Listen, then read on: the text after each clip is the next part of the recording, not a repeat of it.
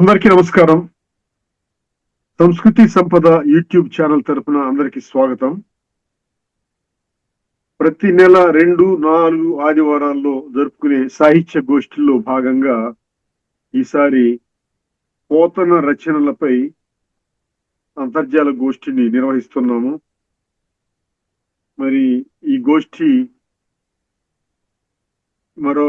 మరొక 2 వారాలు కూడా కొనసాగే అవకాశాలు ఉన్నాయి. ఎందుకంటే పోతన రచనలు చాలా పెద్దవి కాబట్టి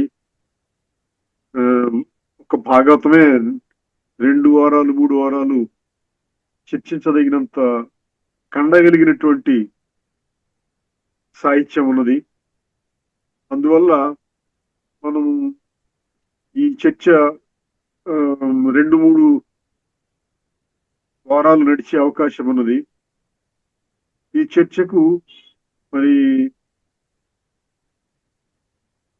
అధ్యక్షత వహించడానికి డాక్టర్ రావి రంగారావు గారు వచ్చారు.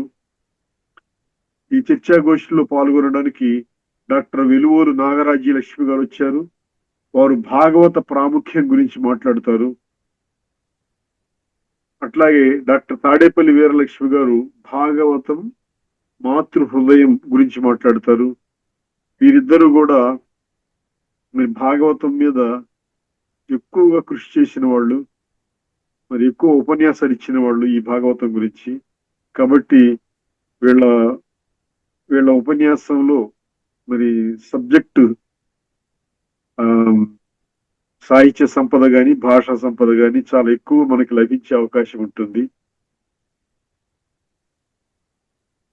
ఈ కార్యక్రమాన్ని నిర్వహించవలసిందిగా డాక్టర్ రావి రంగారావు గారిని కోరుతున్నాను. అయ్యా డాక్టర్ రావి రంగారావు గారు. నమస్కారం. సంస్కృతి సంపద ఛానల్ నిర్వాహకులు బిట్టు వెంకటేశ్వర్లు గారికి నమస్కారం. ఉపన్యాస కళా నిపుణులు డాక్టర్ వెలుగోలు నాగరాజ్యలక్ష్మి గారికి నమస్కారం. డాక్టర్ తాడేపల్లి వీరలక్ష్మి గారికి నమస్కారం. ఈరోజు పోతన గురించి మనం మాట్లాడుతున్నామంటే నాకు ఒళ్ళంతా మనసంతా సంతోషంగా ఉంది. ఒక కవిని గురించి మాట్లాడుకుందాం అనుకునేటప్పుడు ఇలా సంపూర్ణమైనటువంటి ఆనందం కలగటం కొద్దిమంది కవుల గురించి మాట్లాడుకుంటున్నప్పుడే జరుగుతుంది.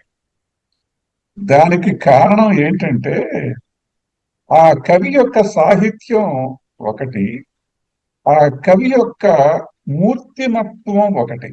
ఈ మూర్తిమత్వం అనే మాట తేలిగ్గా అర్థం కావాలంటే వ్యక్తిత్వం అంటాం. ఈ రెండు ఒక కవికి ఆయన సాహిత్యం ఆయన వ్యక్తిత్వం రెండు ఉన్నప్పుడు అటువంటి కవిని గురించి మాట్లాడుకుంటుంటే ఉంటదండి రుచి. అది మిరపకాయ బజ్జీ తినేవాడికి మిరపకాయ బజ్జీ కంటే, ఉలవచారు రుచి తెలిసినటువంటి వాడికి ఉలవచారు కంటే, మల్లెపూల పరిమళం నచ్చే వాళ్ళకి అంతకంటే ఇంకా ఎక్కువ పరిమళం లాగా అది ఒక అద్భుతమైనటువంటి ఆనందం కలిగించేటటువంటి కవి పోతన. మనం ఈ సాహిత్య చరిత్ర గురించి ఈ సంస్కృతి సంపద ఛానల్ బిట్టు వెంకటేశ్వర్లు గారు ఒక గొప్ప ప్రణాళికతో నన్నయ్య యుగం నుంచి వస్తూ ఉన్నారు. మనం శ్రీనాథ యుగంలో కథ నడుపుకుంటూ వస్తున్నాం. ఈ శ్రీనాథ యుగంలో శ్రీనాథుడు ఇంకా చాలా మంది కవుల గురించి కూడా దాదాపుగా మాట్లాడుకోవటం అయిపోయిన తర్వాత ఇక ఒక పెద్ద దిక్కు పోతన. ఇక ఈ పోతన గురించి బిట్టు వెంకటేశ్వర్లు గారు చెప్పినట్లుగా ఈ వారం ఇంకా కనీసం 2 వారాలు, ఏమో 3 వారాలు కూడా అయితే అవుతాయేమో, మనకి నాగరాజ్య లక్ష్మి గారు సహకరిస్తే ఆ వక్తలను కనుక ఈ అంశాలు కనుక పెడితే వీరలక్ష్మి గారిని కూడా కోరుతున్నా, అమ్మ ఈ పోతన మీద కాస్త మీరు కూడా కొంచెం బాధ్యత తీసుకొని ఈ భాగవతాన్ని గురించి ఉపాంశాలుగా ఏమేమి ఉంటే బాగుంటుంది, ఎవరెవరు వక్తలు ఇంకా మనం దీనికి తీసుకొద్దాం అనేది ఒక సర్వ సమగ్రత అనేది ఈ పోతన జూమ్ మీటింగులకి మీరు కల్పించాలని ఈ వేదిక మూలంగా మిమ్మల్ని ముందుగా అభ్యర్థిస్తున్నాను. ఇక పోతన శ్రీనాథ యుగం 15వ శతాబ్దానికి చెందినటువంటి కవి. పోతన అనగానే మిగతా కవులకి జనానికి పెద్దగా తెలియపోయినా గాని పోతన జనంలోకి ఎక్కిన కవి. ఆయన అందుకే సహజ కవి అని కూడా అంటారన్నమాట. అంటే ఆయన కవిత్వం చాలా, ఒక కవిత్వం ఏదో రాయాలనే పద్ధతితో కాకుండా ఆయన మనసులో ఆ అనుభూతి, ఆ భావాలు, ఆ వ్యక్తీకరణ చాలా సహజంగా, రైతు అయితే ఎలా అయితే నాగలు దున్నుకుంటా సహజంగా దున్నుకుంటూ పోతా ఉంటాడు, ఎక్కడన్నా నేలపడి గట్టిగా ఉన్న దగ్గర ఏ రకంగా దాన్ని సరి చేసుకోవాలో, నాగలి టెక్నిక్ ఏం చేయాలో, ఎట్లా అయితే రైతు ఒక వ్యవసాయాన్ని సహజంగా చేస్తూ ఉంటాడు, ఆయన కవిత్వాన్ని అలా సహజంగా పండించాడు. ఇక్కడ ఈ పోలిక గమ్మత్తుగా చాలా ఔచిత్యవంతమైన పోలిక. ఎందుకంటే పోతన కవిత్వాన్ని పండించాడు, వ్యవసాయం పండించాడు. మహానుభావుడు. అటువంటి వాళ్ళు ఆ రోజుల్లో ఉన్నారంటే నిజంగా మనం కాలాన్ని బట్టి ఒక వ్యక్తి యొక్క గొప్పతనం అర్థం చేసుకోవాలి. అది ముందు ముందు మాట్లాడదాం. భాగవతం అనగానే మనకేంటంటే జనంలోకి ఎక్కినటువంటి రచన అన్నాం కదా. ఆయన కవిత్వం ఎంత సరళ సుందరంగా, ఎంత ఆనందమోహనంగా, ఎంత సుకుమార సౌజన్యంగా, ఎంత ఉదాత్త ఔచిత్యంగా నడుస్తూ ఉంటుందో దానికి సాక్ష్యం ఏంటంటే చదువు రానటువంటి వాళ్ళకు కూడా గజేంద్ర మోక్షం అంటేనో, ప్రహ్లాద చరిత్ర లేదా వామన చరిత్ర గురించనో, రుక్మిణి కళ్యాణం, ఇట్లా రకరకాల సంఘటనల్లో పద్యాలు జనం నాలుకల మీద పరవళ్ళు తొక్కుతూ ఉంటాయి అన్నమాట పద్యాలు. అట్లా ఆ అదృష్టము పోతనకు దక్కింది. ఇప్పుడు మనకి భారతం జనంలోకి అద్భుతంగా ఎక్కిన జనంలో సామాన్య జనులు పద్యాలు చెప్పాలంటే భాగవతంలో పద్యాలు చాలా ఉల్లాసంగా, తేలిగ్గా చాలా చెప్పగలరు. ఏది చదువు రాని వాళ్ళు కూడా ఎక్కినటువంటి, అంటే ఏంటంటే ఒక చోట ఒక ప్రవచనంలోనూ ఒక వక్తో పోతన పద్యాలు వినిపిస్తే చదువు రాని వాళ్ళలో కూడా ఏకసంధాగ్రాహులు ఉంటారు. ఒక్కసారి వింటే వాళ్ళు, అంటే వాళ్ళు చదువుకోలేదు కానీ వాళ్ళు తక్కువ వాళ్ళు కాదు. ఒక్కసారి గనక ఎక్కడో ఒక వేదిక దగ్గర మందార మకరంద మాధుర్యమునదేలనే పద్యాన్ని కనుక వినిపిస్తే పట్టేయగలరు. అట్లా జనంలో ఈ పోతన పద్యాలు నిలిచిపోయాయి అన్నమాట. ఇట్లా ఇది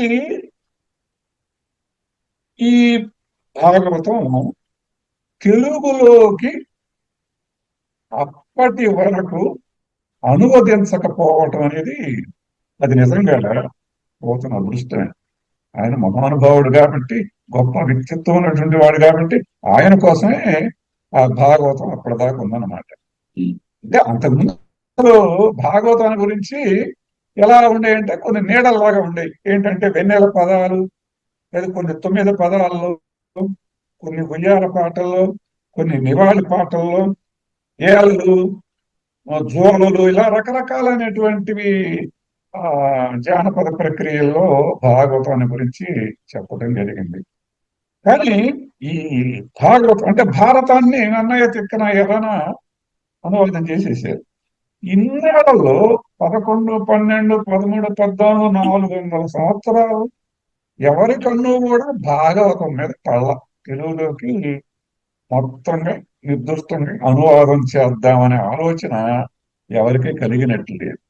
అది తన అదృష్టంగా తనకిది ప్రాప్తించింది అని పోతన భావించాడు.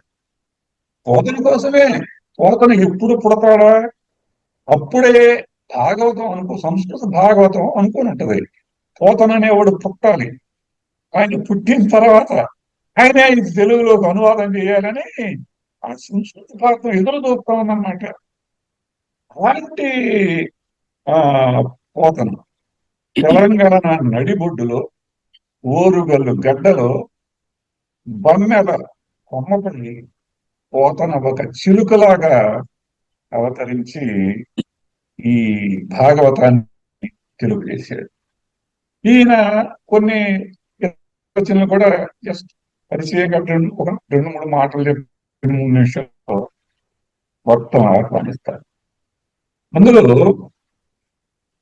వీరభద్ర విజయం అని ఆయన చిన్న వయసులో ఉన్నప్పుడు ఒక రచన చేశారు. అది శివుని యొక్క గొప్పతనం, ఆ శివుని పరాక్రమం ఇవన్నీ కూడా అందులో ఉంటాయి. ఇంకొకటి భోగిని దండకం అనేటువంటి ఒక శృంగార శతకం కూడా రాశారు ఆయన. గమ్మత్ ఏంటంటే ఇది ఆనాటి రాజు సర్వజ్ఞ సింగ భూపాలుని ప్రియురాలి మీద అల్లినటువంటి దండకం అన్నమాట. అంటే అప్పుడు అలా దశలు ఆయన ఆ రకమైనటువంటి రచన కూడా ఆ పరిసరాల ప్రభావం వలన చేయాల్సి వచ్చింది. తర్వాత నారాయణ శతకం అనేటువంటి ఒక శతకం ఆయన రాశాడు. అట్లా ఇట్లా ఈ రచనలను ఎన్ని చేసినా గానీ ఇక తర్వాత ఆయనకి ఒక గొప్ప సంస్కారం, ఒక వ్యక్తిత్వ వికాసం, ఒక పరిపూర్ణ మూర్తిమత్వాన్ని స్వయంగా ఆయన అభివృద్ధి చేసుకొని ఇక భాగవతం అనేది అనువదించడం అనేటువంటి అదృష్టాన్ని పొందుతుంది. అది చెప్తాడు ఏంటంటే చక్కగా ఆ గోదావరిలో స్నానం చేస్తుంటే శ్రీరామభద్రుడు ప్రత్యక్షమయ్యి, అయ్యా భాగవతం అనువాదం చేయాలి చెప్పటంతో ఆ మహా ఆదేశాన్ని ఆయన పాటించి ఏమని ఒక పద్యం చెప్పి ఆపేస్తారు. పలికెడిది భాగవతమట పలికించు విభుండు రామభద్రుండట, నే పలికిన భవహనుగునట, పలికెద పలుకగనేల. అది మరి రామభద్రుడు నన్ను అనువాదం చేయమన్నాడు, నన్ను కాబట్టి నేను అనువాదం చేయాలంట భాగవతం అంటారు. అది నే పలికిన భవహర మోగునట అని చెప్పి చాలా ఆనందంగా ఆయన పోతన ఆ భాగవతాన్ని గురించి ఆయన తనకు ఉన్నటువంటి ఆనందాన్ని వ్యక్తం చేసుకున్నాడు. ఇక్కడ చిన్న పద్యం ఇంకొకటి అది ముందు పనికి వచ్చేది. ఆయన ఎలా దాన్ని ఆనందాన్ని వ్యక్తం చేసుకున్నాడు. వనరం నన్నయ తిక్కనాది కవులు ఈ పురాణావళు తెలుగున్ చేయుచు మత్పురాకృత శుభాధిక్యందు ఆనెట్టిదో తెలుగున్ చేయరు మున్ను భాగవతము దీనించి నా జననంబు సఫలంబు చేసేద పునర్జన్మంబు లేకుండగన్. అంత ఆనందంతో ఆ భాగవతాన్ని ఆయన అనువాదం చేశారు. ఈ పోతన భాగవతాన్ని గురించి మనం చెప్పుకునేటప్పుడు ఒక ముఖ్యమైనటువంటి అంశం మనం పెట్టుకుంటే మిగతావన్నీ ఆ వరుసలో వస్తాయి. పోతన భాగవతం యొక్క ప్రాముఖ్యం ఏంటో ముందు మనం తెలుసుకున్న తర్వాత ఇక ఏ విషయం గురించి అయినా కానీ, ఏ ఉపాంశం గురించి అయినా కానీ మనం మాట్లాడుకుంటే బాగుంది. డాక్టర్ వెలువోలు నాగరాజ లక్ష్మి గారు వారు ప్రసంగ కళా నైపుణ్యంలో అద్భుతమైనటువంటి ప్రతిభ కలిగిన వారు. వారు ఈరోజు మనకి ఈ భాగవత ప్రాముఖ్యం గురించి తెలియజేస్తారు. డాక్టర్ నాగరాజ్యలక్ష్మి గారు, నమస్కారం అండి, మాట్లాడండి. నమస్కారం అండి. సంస్కృతి సంపద యూట్యూబ్ ఛానల్లో ఈనాటి భాగవత గోష్ఠి ఆధ్యక్షం వహిస్తున్న డాక్టర్ రావి రంగారావు గారికి ఒక క్లిక్ ద్వారా ఈనాటి జనులకు అలాగే భావి తరాలకు కూడా తెలుగు సాహిత్యంలోని విశేషాలన్నిటినీ కూడా కరతలామలకం చేయడానికి అహరహము కృషి సల్పుతున్న పెద్దలు ఆచార్య బిట్టు వెంకటేశ్వర్లు గారికి, సాంకేతిక సహకారాన్ని అందిస్తున్నటువంటి వారి కుమారులకు, నా సహవక్త సాహితీశ్రీ భాగవత రత్న డాక్టర్ తాడేపల్లి వీరలక్ష్మి గారికి హృదయపూర్వకమైన నమస్కారాలు ముందుగా తెలియజేస్తున్నాను. భాగవత ప్రాముఖ్యం అనే విషయం మీద ఈరోజు మాట్లాడడానికి నాకు అవకాశం కల్పించినందుకు ముందుగా వెంకటేశ్వర్లు గారికి, రావి రంగారావు గారికి కూడా హృదయపూర్వకమైన ధన్యవాదాలు తెలియజేసుకుంటున్నాను. భాగవతం గురించి ఏం మాట్లాడాలి, మాట్లాడే అంత శక్తి ఉన్నదా నాకు, ఏం మాట్లాడినా అది అసంపూర్ణమే అవుతుందేమో అన్న ఆలోచనలతో ఏవో కొన్ని విషయాలు మీ ముందు ఉంచే ప్రయత్నం చేయాలని ఈ కార్యక్రమానికి పూనుకున్నాను. అచతుర్వదనో బ్రహ్మ ద్విబాహురపరో హరిః అపాలలోచనః శంభుః భగవాన్ బాదరాయణః వ్యాసం వసిష్ఠనప్తారం శక్తేః పౌత్రమకల్మషం పరాశరాత్మజం వందే సుఖతాతం తపోనిధిం. నారాయణం నమస్కృత్య నరం చైవ నరోత్తమం దేవీం సరస్వతీం వ్యాసం తతో జయముదీరయేత్. సాక్షాత్తు విష్ణు స్వరూపుడైన వేదవ్యాస మహర్షికి ప్రణామాలు సమర్పించుకుంటూ, ప్రాచీన కాలంలో ఒక శ్లోకం ప్రచారంలో ఉండేది. ఒక చమత్కార భరితమైన శ్లోకం అదేమిటంటే, ప్రాతః ద్యూత ప్రసంగేన మధ్యాహ్నే స్త్రీ ప్రసంగతః సాయం చోర ప్రసంగేన కాలో గచ్చతి ధీమతాం. ధీమతాం ధీమంతులకు, బుద్ధిమంతులకు కాలో గచ్చతి కాలం ఇలా గడుస్తుందట. ఎలా అంటే, ప్రాతకాలంలో జూదం గురించి మాట్లాడుకుంటూ, మధ్యాహ్న కాలంలో స్త్రీ గురించి మాట్లాడుకుంటూ, సాయం సమయంలో ఒక దొంగవాడి గురించి మాట్లాడుకుంటూ ఉంటే ధీమంతులకు కాలం గడుస్తూ ఉంటుందట.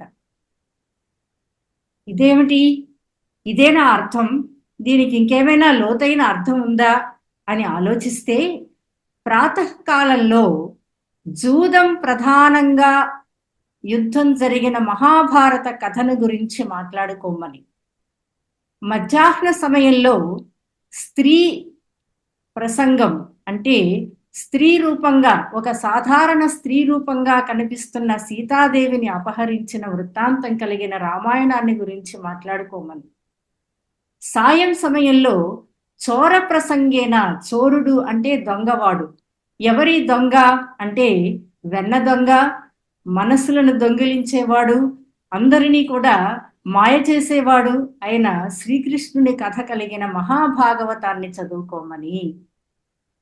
కనుక ఈ 3 సమయాల్లోనూ 3 మహాగ్రంథాలను చదువుకోవలసి ఉన్నదని ఆ శ్లోకంలోని విశేషార్థం.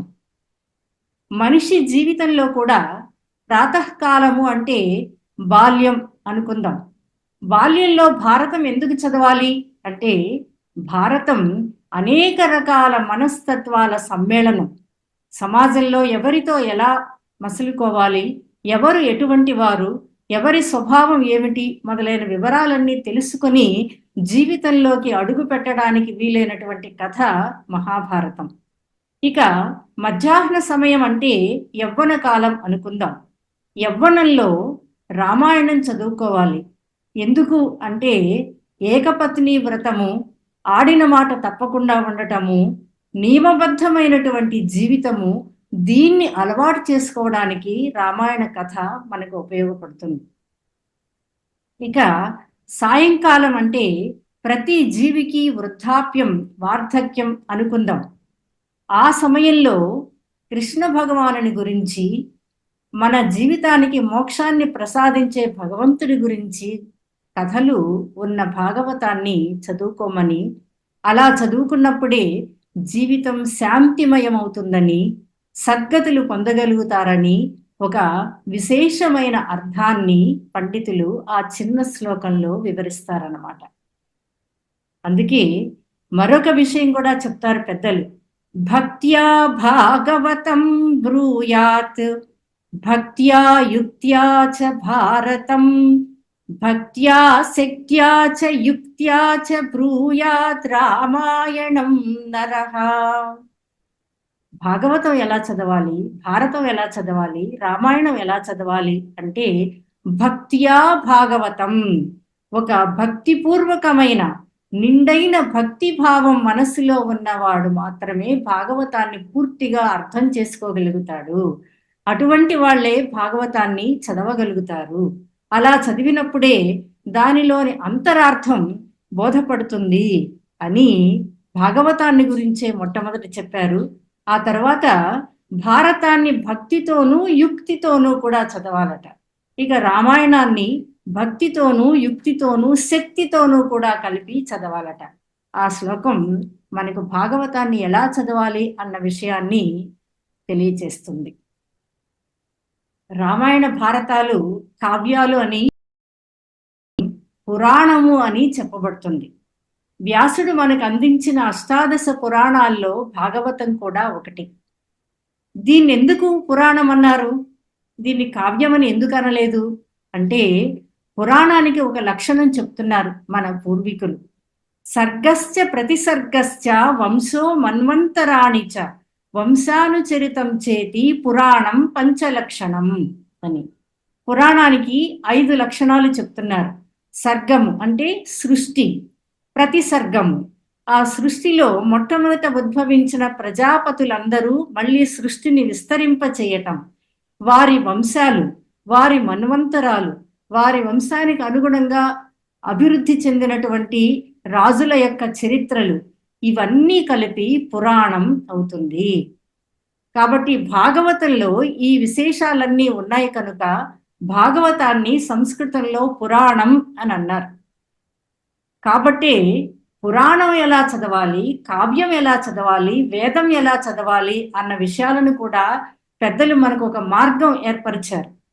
అదేమిటంటే వేదాలు ప్రభు సంహితాలు, అంటే మనలను ఆజ్ఞాపిస్తాయి వేదాలు. ఒక రాజు ఆజ్ఞాపించినట్లుగా, ఒక ప్రభుత్వం ఆజ్ఞాపించినట్లుగా. సత్యం వద, సత్యమే చెప్పు. ధర్మం చర, ధర్మాన్ని అనుసరించు. ఇది ఆజ్ఞ అంతే. అయితే పురాణము మిత్ర సంహితం.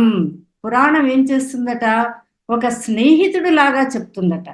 స్నేహితుడు ఎలా చెప్తాడు మనకి, నువ్వు ఇలా చేస్తే బాగుపడతావు, ఇలా చేయడం వలన నష్టపోతావు, దీని వలన ప్రయోజనం ఇది, దీని వలన నష్టం ఇది, కాబట్టి నువ్వు ఇలా ఉండు, ఇలా ఉన్నవాళ్ళు ఇలా అయిపోయారు, ఇదిగో ఈ వ్యక్తి ఇలా నడుచుకోవటం వలన ఇలా లాభం పొందాడు, ఇలా చెప్తారు మనకు స్నేహితులు పక్క నుండి. పురాణం అలా చెప్తుందట. భాగవతం కూడా పురాణ లక్షణం కలిగినది. భాగవతం కూడా మనకు స్నేహితుడు లాగా ప్రక్కన ఉండి మనం ఎలా నడుచుకోవాలో తెలియచెప్పే గ్రంథం కాబట్టి భాగవతాన్ని పురాణం అన్నారు.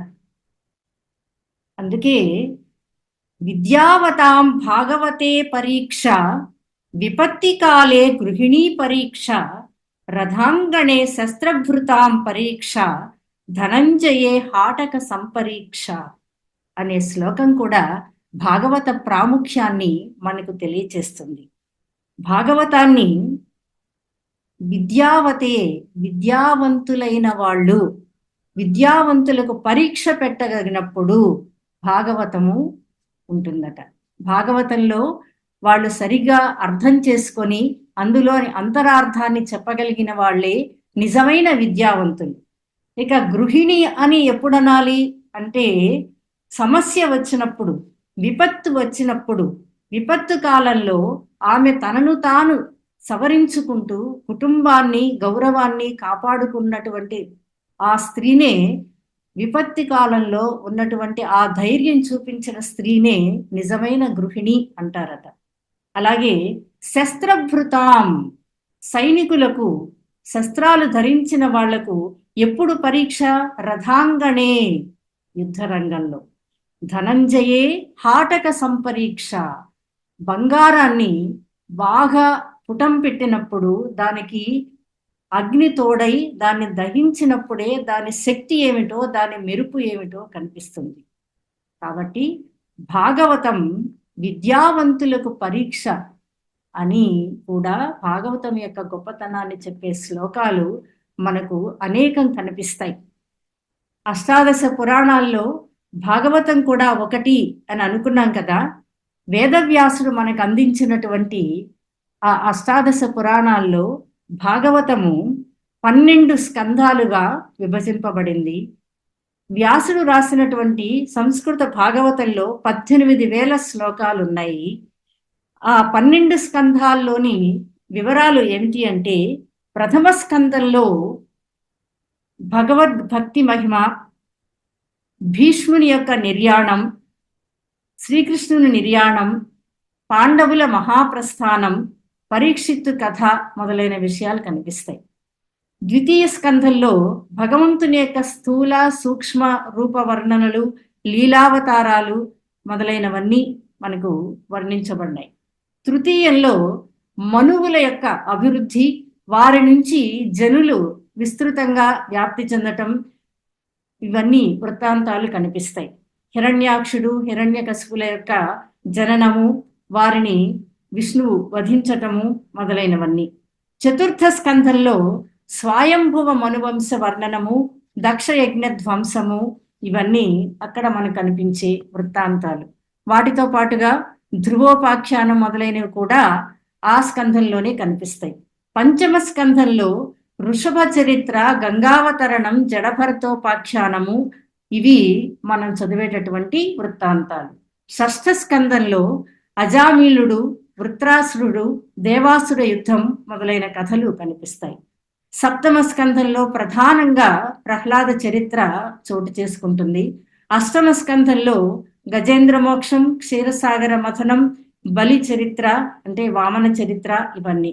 నవమంలో అంబరీష, శ్రీరామ, ఇలా వంశాలన్నీ కనిపిస్తాయి. ఆ వంశానుచరితాలన్నీ కనిపిస్తాయి. దశమ స్కంధం భాగవతానికి ప్రాణ సదృశమైనది. అందులో శ్రీకృష్ణుని యొక్క చరిత్ర, అసలు భాగవతానికి కథానాయకుడైన శ్రీకృష్ణుని యొక్క లీలలు, విలాసాలు, రుక్మిణి కళ్యాణం, నరకాసురుని కథ, కుచేలుడి కథ, ఇవన్నీ కనిపిస్తాయి. ఇక ఏకాదశ ద్వాదశ స్కంధాల్లో ఆ యాదవ వంశము, వారి వినాశనము, శ్రీకృష్ణ బలరాముల యొక్క నిర్యాణము, ఇవన్నీ ఉండి చివరిగా మరికొన్ని కలియుగ ధర్మాలు మొదలైన వాటితో వేదవ్యాసుడు మహాభాగవత పురాణాన్ని ముగిస్తాడు. ఇలా 12 స్కంధాల్లో 18,000 శ్లోకాల్లో ఉన్న భాగవత పురాణాన్ని తెలుగులో పోతన 12 స్కంధాల్లోనూ 9,000 పద్యాల్లో మనకు అందించాడు. పోతన అనగానే మనకు ఒక ప్రత్యేకమైన ప్రేమ కనిపిస్తుంది తెలుగులో.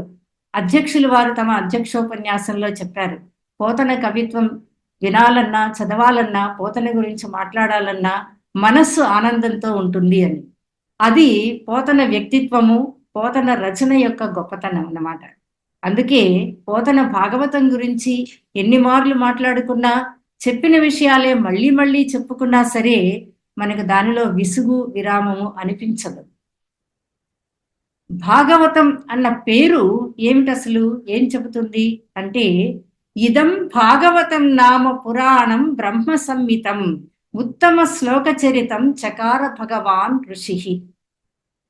భగవతః ఇదం భాగవతం, భగవత్ సంబంధమైనది, అలాగే భగవద్భక్తుల గురించి చెప్పేటటువంటిది, ఈ రెండు లక్షణాలు కలిగినది కాబట్టి భాగవతం అనే పేరు దీనికి ప్రసిద్ధమైంది. అయితే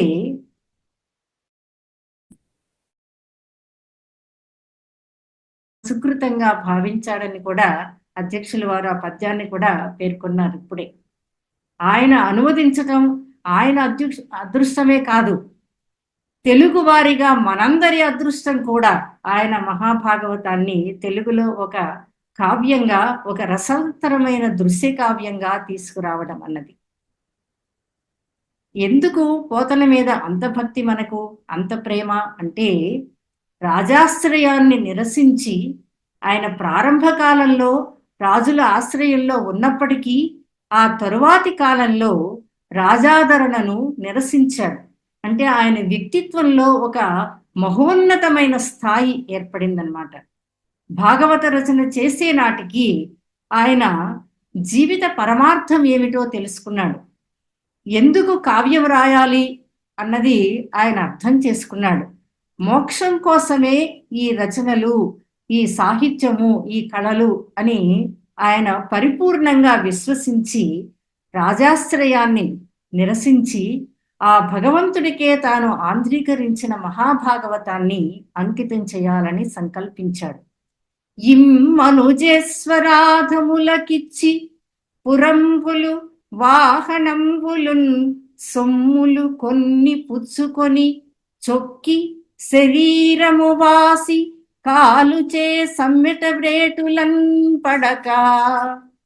కాలుచే మన్మథుడు యముడి చేత మన్మథుడి యొక్క వశమై జీవితాన్నంతటినీ వైభోగాలతో గడిపి రాజాశ్రయంలో రాజులు అందించే ఆ సౌకర్యాలన్నిటినీ కూడా అనుభవించి ఆ తరువాత ఎక్కడికి వెళతాం? యముడి దగ్గరికి. ఆ యముడి దగ్గరికి వెళ్ళినప్పుడు మనం అనుసరించిన జీవన విధానాన్ని బట్టి మనకు శిక్షలు ఉంటాయి. కనుక అతడి దెబ్బలు తినడం కంటే సమ్మతి శ్రీహరికిచ్చి చెప్పే బమ్మెర పోతరాజకడు భాగవతము జగద్ధితంబుగన్.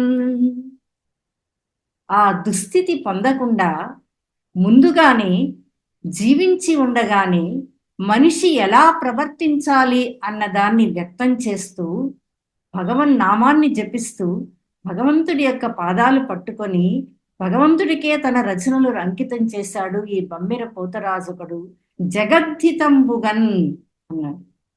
సాహిత్యం యొక్క ప్రయోజనం నన్నయ్య నాటి నుంచి ఈనాటి వరకు కూడా ప్రతి కవి జగద్ధితం కోసమే రాస్తున్నానని అనుకోవటం, ఆ జగద్ధితం అన్నది సామాజికమా, ఆధ్యాత్మికమా, లేక వైయక్తికమా, వ్యక్తిత్వపరంగానా, ఇలా ఆలోచించినప్పుడు అన్ని కోణాల నుండి కూడా ఒక హితాన్ని కూర్చే అద్భుతమైన గ్రంథంగా భాగవతాన్ని తెలుగులో ఆయన తీసుకొచ్చాడు. అందుకే ఇలాంటి భాగవతాన్ని ఒక సాధారణమైన రాజుకో చక్రవర్తికో అంకితం చేయకుండా భగవంతుడికే అంకితం చేయటం అన్నది కూడా ఆయన మొట్టమొదట ప్రతిపాదించినటువంటి అంశం. సాహిత్యంలో, ప్రాచీన సాహిత్యంలో మొట్టమొదట రాజాశ్రయాన్ని ధిక్కరించి భగవంతుడికే కావ్యాన్ని అంకితం చేయాలని తలపెట్టినటువంటి మొట్టమొదటి పోతరాజు బమ్మెర పోతన. అందుకు ఆయన మీద మనకు అంతటి భక్తి విశ్వాసాలు అన్నమాట. వేదవ్యాసుడు అప్పటికే వేదాలన్నిటినీ వింగడించాడు, మహాభారతాన్ని రాశాడు, అన్ని పురాణాలు కూడా చాలా వరకు రాశాడు. అయినప్పటికీ ఆయన మనస్సుకు శాంతి లేదట. ఎందుకు నా మనస్సుకు శాంతి కలగటం లేదు? నేను ఇంకా ఏం చేస్తే మనస్సు శాంతి కలుగుతుంది అని ఆలోచించాడు. అలా ఆలోచించి సరస్వతీ నది పశ్చిమ తీరంలో ఉన్నాడు. అక్కడ ఋషులకు ఆశ్రయమైన బదరికావనంలో ఉన్నాడు. ఇంత చేసినప్పటికీ కూడా ఒకనాటి ప్రాతకాలంలో ఆయన కూర్చుని ఆలోచిస్తున్నాడు.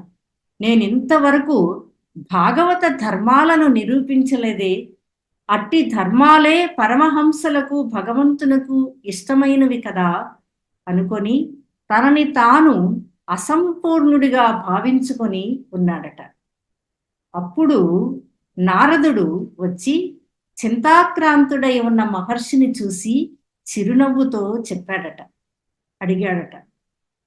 ఏమనంటే, ధాతవు భారత శృతి విధాతవు వేద పదార్థ విజ్ఞాతవు కామముఖ్య రిపు షట్క విజేతవు బ్రహ్మతత్వ నిర్ణేతవు యోగినేతవు వినేతవు నీవు చెలించి చల్లరే కాతరు కైవడిన్ భగవ కారణమేమి పరాశరాత్మజా.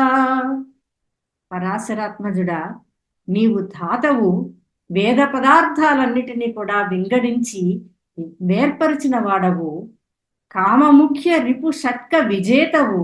అలాంటి నీవు ఇలా ఒక పిరికివాడిలాగా ఎందుకు భయపడుతున్నావు, ఎందుకు బాధపడుతున్నావు, నీకు కలిగిన అశాంతికి కారణమేమిటి అని నారదుడు ప్రశ్నిస్తే అప్పుడు ఆయన చెప్పాడట, ఎందుకో నా మనస్సుకు శాంతి కలగటం లేదు.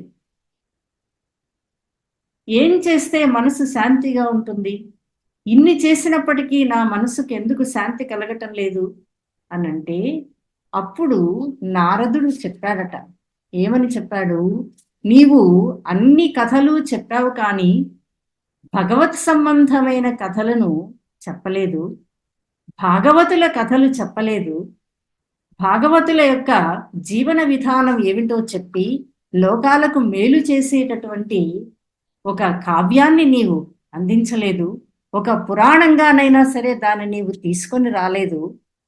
అందువలన నీకు అశాంతి కలుగుతుంది అని అన్నాడు. అప్పుడు పోతన గారు చెప్పిన పద్యం, వేదవ్యాసుడి యొక్క సందేహాన్ని మళ్ళీ నారదుడితో అడుగుతూ, అలసులు మందబుద్ధియుతులు అల్పతరాయువులు ఉగ్రరోగ సంకలితులు మందభాగ్యులు సుకర్మములైవియు చేయజాలరు ఈ కలియుగమందు మానవులు కావున ఎయ్యది సర్వ సౌఖ్యమై అలవడు ఏమిటన్ పొడమునాత్మకు శాంతి మునీంద్ర చెప్పవే. అంటే వేదవ్యాసుల వారు కలియుగంలో అలసులు మందబుద్ధులు అయిన మనుషులకు, మానవులకు ఏది శాశ్వతమైన ధర్మాన్ని ప్రతిపాదించేది అన్న విషయాన్ని ఆలోచించి ఈ కలియుగంలోని జనుల కోసం మహాభాగవతాన్ని మనకు అందించడం. అది నారద మహర్షి యొక్క ఉపదేశంతో ఆయన తన నిర్ణయం చేసుకొని ఈ పురాణాన్ని పురాణ రూపంలో ఆయన అందిస్తే దాన్నే మళ్ళీ తెలుగు వారికి ఒక గొప్ప అదృష్ట విశేషంగా పోతన మనకు అందించాడు. వేదవ్యాసుడు ఏ ఉద్దేశంతో భాగవతాన్ని పురాణంగా రచించాడో ఆ ఉద్దేశాన్ని మళ్ళీ తెలుగువారి కోసం పోతన దీక్ష వహించి ఆ దీక్షతో భాగవతాన్ని అద్భుతంగా మనకు అందించాడు. అయితే కేవలం భగవద్భక్తుల గురించి చెప్పి ఈ భక్తుడు ఇలా ఉన్నాడు, ఆ భక్తుడు అలా ఉన్నాడు అని చెప్పడమేనా భాగవతం చేసింది? కాదు. భాగవతం మానవులు అనుసరించవలసిన విలువల మణిహారం. ఏ ఏ విలువలను మానవులు అనుసరించాలి? ప్రధానంగా కలియుగంలో ఈ కలుషితమైనటువంటి జీవన కాలంలో మనం ఏ విధానాన్ని అవలంబించాలి, ఏవి విలువలు అన్నదాన్ని చెప్పింది భాగవతం. పోతన భాగవతంలోని విశేషాల్లో అది ఒకటి. అవతారికలోనే పోతన చెప్పిన పద్యం ఒక్కసారి చూస్తే మనకు అర్థమవుతుంది పోతన యొక్క రచనా ప్రణాళిక ఏమిటి, ఏం చెప్పాలనుకున్నాడు అని. చేతులారంగ శివుని పూజింపడేని నోరు నవ్వంగ హరికీర్తి నుడువడేని దయయు సత్యంబులోనుగా తలపడేని కలుగనేటికి తల్లుల కడుపు చేటు. ఇది చాలా చిన్న పద్యంగా అనిపిస్తుంది చూడటానికి, కానీ ఒక విస్తృతమైన అర్థం, మనిషి ప్రవర్తనకు మూలమైనటువంటి భావం ఈ చిన్న పద్యంలో ఇమిడి ఉంది. చేతులారంగా శివుని పూజింపడేది, శివుని పూజించటం, అలాగే హరికీర్తిని నొడవటం, ఈ రెండు కూడా శైవ వైష్ణవ భేదాలను మరచి భగవంతుణ్ణి ప్రార్థించటం ప్రధానము, భగవంతుని యొక్క ఏకరూపాన్ని ఆరాధించటం ప్రధానము, మతభేదాలు అనవసరము అని చెప్తుంది స్థూలంగా. వీటితో పాటు మనిషికి ఉండవలసినటువంటి లౌకికమైన గుణాలు ఏమిటవి? దయా, సత్యం.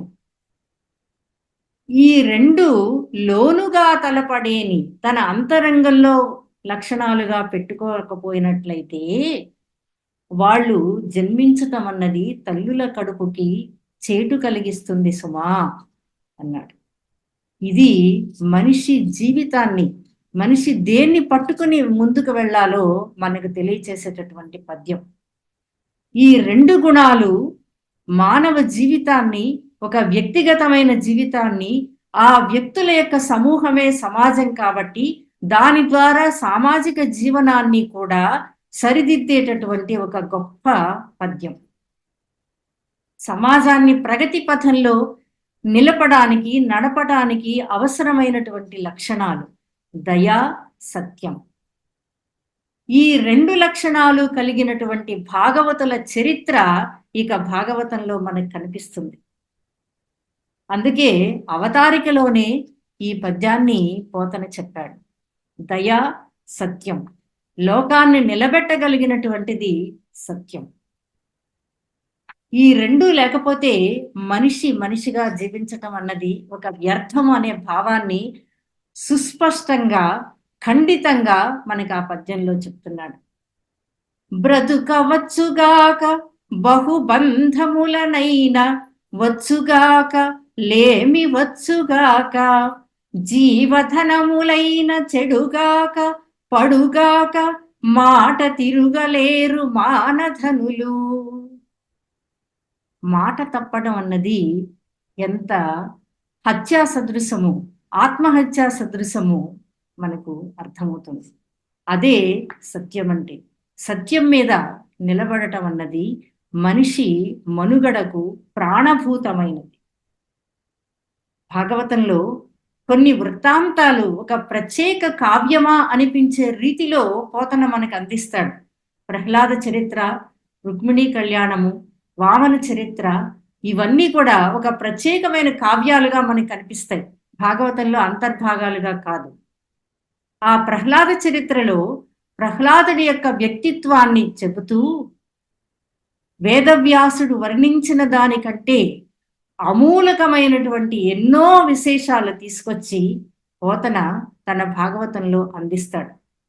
తన యందు అఖిల భూతముల యందు ఒక భంగి సమహితత్వంబును జరుపువాడు, పెద్దల పొడగన్న భృత్యుని కైవడి చేరి నమస్కృతుల్ సేయువాడు, కన్నుదోయికి అన్యకాంతలడ్డం వైన మాతృభావన చేసి మరలువాడు, తల్లిదండ్రుల భంగి ధర్మవత్సలతను దీనుల కావ చింతించువాడు, సకులయడ సోదర స్థితి జరుపువాడు, దైవతములంచు గురువుల తలచువాడు, లీలలందును బొంకులు లేనివాడు, లలిత మర్యాదుడైన ప్రహ్లాదుడు అధిప.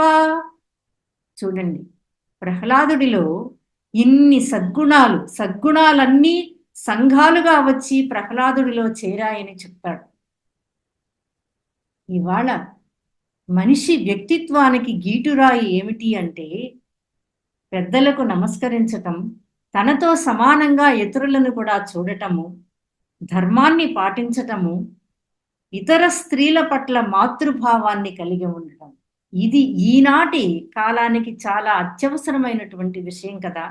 ఈనాడు మనం నిత్యము అనేక అరాచకాలను, అకృత్యాలను పేపర్లలో చూస్తున్నాం, వింటున్నాం.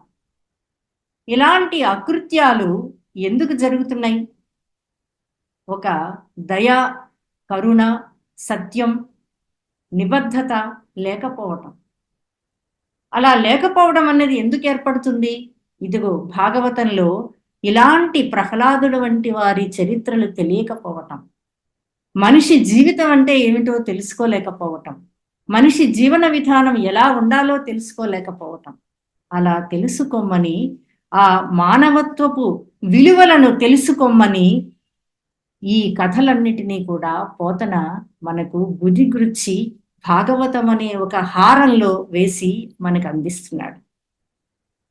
అంతేకాదు, ఈనాడు ఇప్పటికీ పోతన జీవించినది ఎప్పుడు, మనం ఇప్పుడు నివసిస్తున్నది ఎప్పుడు, ఈ కాలంలో కూడా ఇంకా ప్రభుత్వాలు చదువుకోమని చదువుకోమని చదువుకోమని చెప్తున్నాయి. కానీ పోతన హిరణ్యకశిపుడి చేత ఒక మాట అనిపిస్తాడు. చదువని వాడు అగ్నుండగు, చదివిన సదసద్వివేక చతురత కలుగున్, చదువగ వలయును జనులకు చదివించెద ఆర్యులొద్ద చదువుము తండ్రి. చదివిన సదసద్వివేక చతురత కలుగున్. ఇవాళ చదువుకున్నప్పటికీ సదసద్వివేక చతురత కలగటం లేదనుకోండి, అది మన దురదృష్టం. ఈనాటి సమాజంలో కొంతమంది వ్యక్తులు చేసే పనులకు మనకు అలాంటి భావన కలుగుతుంది. ఆ సదసద్వివేక చతురత కోసం చదువుకోమని చెప్తున్నాడు. చదువు అన్నది మనిషికి ఎంత ముఖ్యమో చెప్తున్నాడు. మనిషి తాను తరించడానికి భగవంతుడి మీద భక్తి కలిగి ఉండడమే కాదు, భగవంతుడి యొక్క భక్తి భావం ఒక్కటే కాదు, సమాజం అనే ఒక విరాట్ స్వరూపం మీద కూడా భక్తి ఉండాలి. భగవంతుడు విరాట్ స్వరూపుడే, అలాగే సమాజం కూడా ఒక విరాట్ స్వరూపమే. ఈ సమాజంలో మనం జీవిస్తున్నాం కాబట్టి సమాజాన్ని కూడా ఒక దైవ సదృశంగా భావించి ఆ సమాజ విరాట్ స్వరూపం మీద కూడా భక్తి భావన కలిగి ఉన్నవాడే మనిషి. అదే మానవ ధర్మము అని చెప్తుంది మనకి ప్రహ్లాదుడి చరిత్ర. కేవలం ప్రహ్లాదుడు ఇలా చేశాడు అలా చేశాడు భక్తి అని కాదు. అలాగే మరొక మాట చెప్తాడు, వామన చరిత్రలో మనం చూస్తాం. మనం మంచి పనులు చేయకపోతే యముడు, యమభటులు దండిస్తారు అని పెద్దలు చెప్తారు. ఎందుకు అలా చెప్పాలి? అది నిజమేనా అంటే, మనకు పాపభీతి అనేది ఒకటి ఉంటుంది కాబట్టి, నువ్వు ఇలా చేస్తే ఇది పాపము, నీకు నరకం సంభవిస్తుంది, యముడు నిన్ను దండిస్తాడు అని చెప్తే దానికోసమైనా అలాంటి చెడ్డ పనులు చేయకుండా ఉంటారు కాబట్టి పెద్దలు అలా చెప్తూ ఉండేవారు. సాటి మనిషిని ఆదుకోవటం అన్న ధర్మం, ఒక మానవ ధర్మం, పరహితమైన ధర్మం ఎంత ముఖ్యమైనదో చెప్తాడు చూడండి. ధనవంతుండగు మానవుండు కడకన్ ధర్మోపకారంబులన్ ఘనతన్ చేయకయుండెనేని, యమలోకం బంధు సూచి ముఖంబను ఆ దుర్గతి పట్టి ద్రోచి, నిధి కాపై ఉన్న భూతం బటంచును పాశంబుల పట్టి కట్టి వడితో నొప్పింతురత్యుగ్రులై. నీవు మంచి చేయకపోతే, ఇతరులను ఆదరించకపోతే, నీకున్న ధనంలో నీవు ధనవంతుడు అయినప్పటికీ కూడా ఇతరులకు అవసరమైన వారికి సహాయం చేయకపోతే యమలోకంలో దండన పొందుతావు అని చెప్తుంది.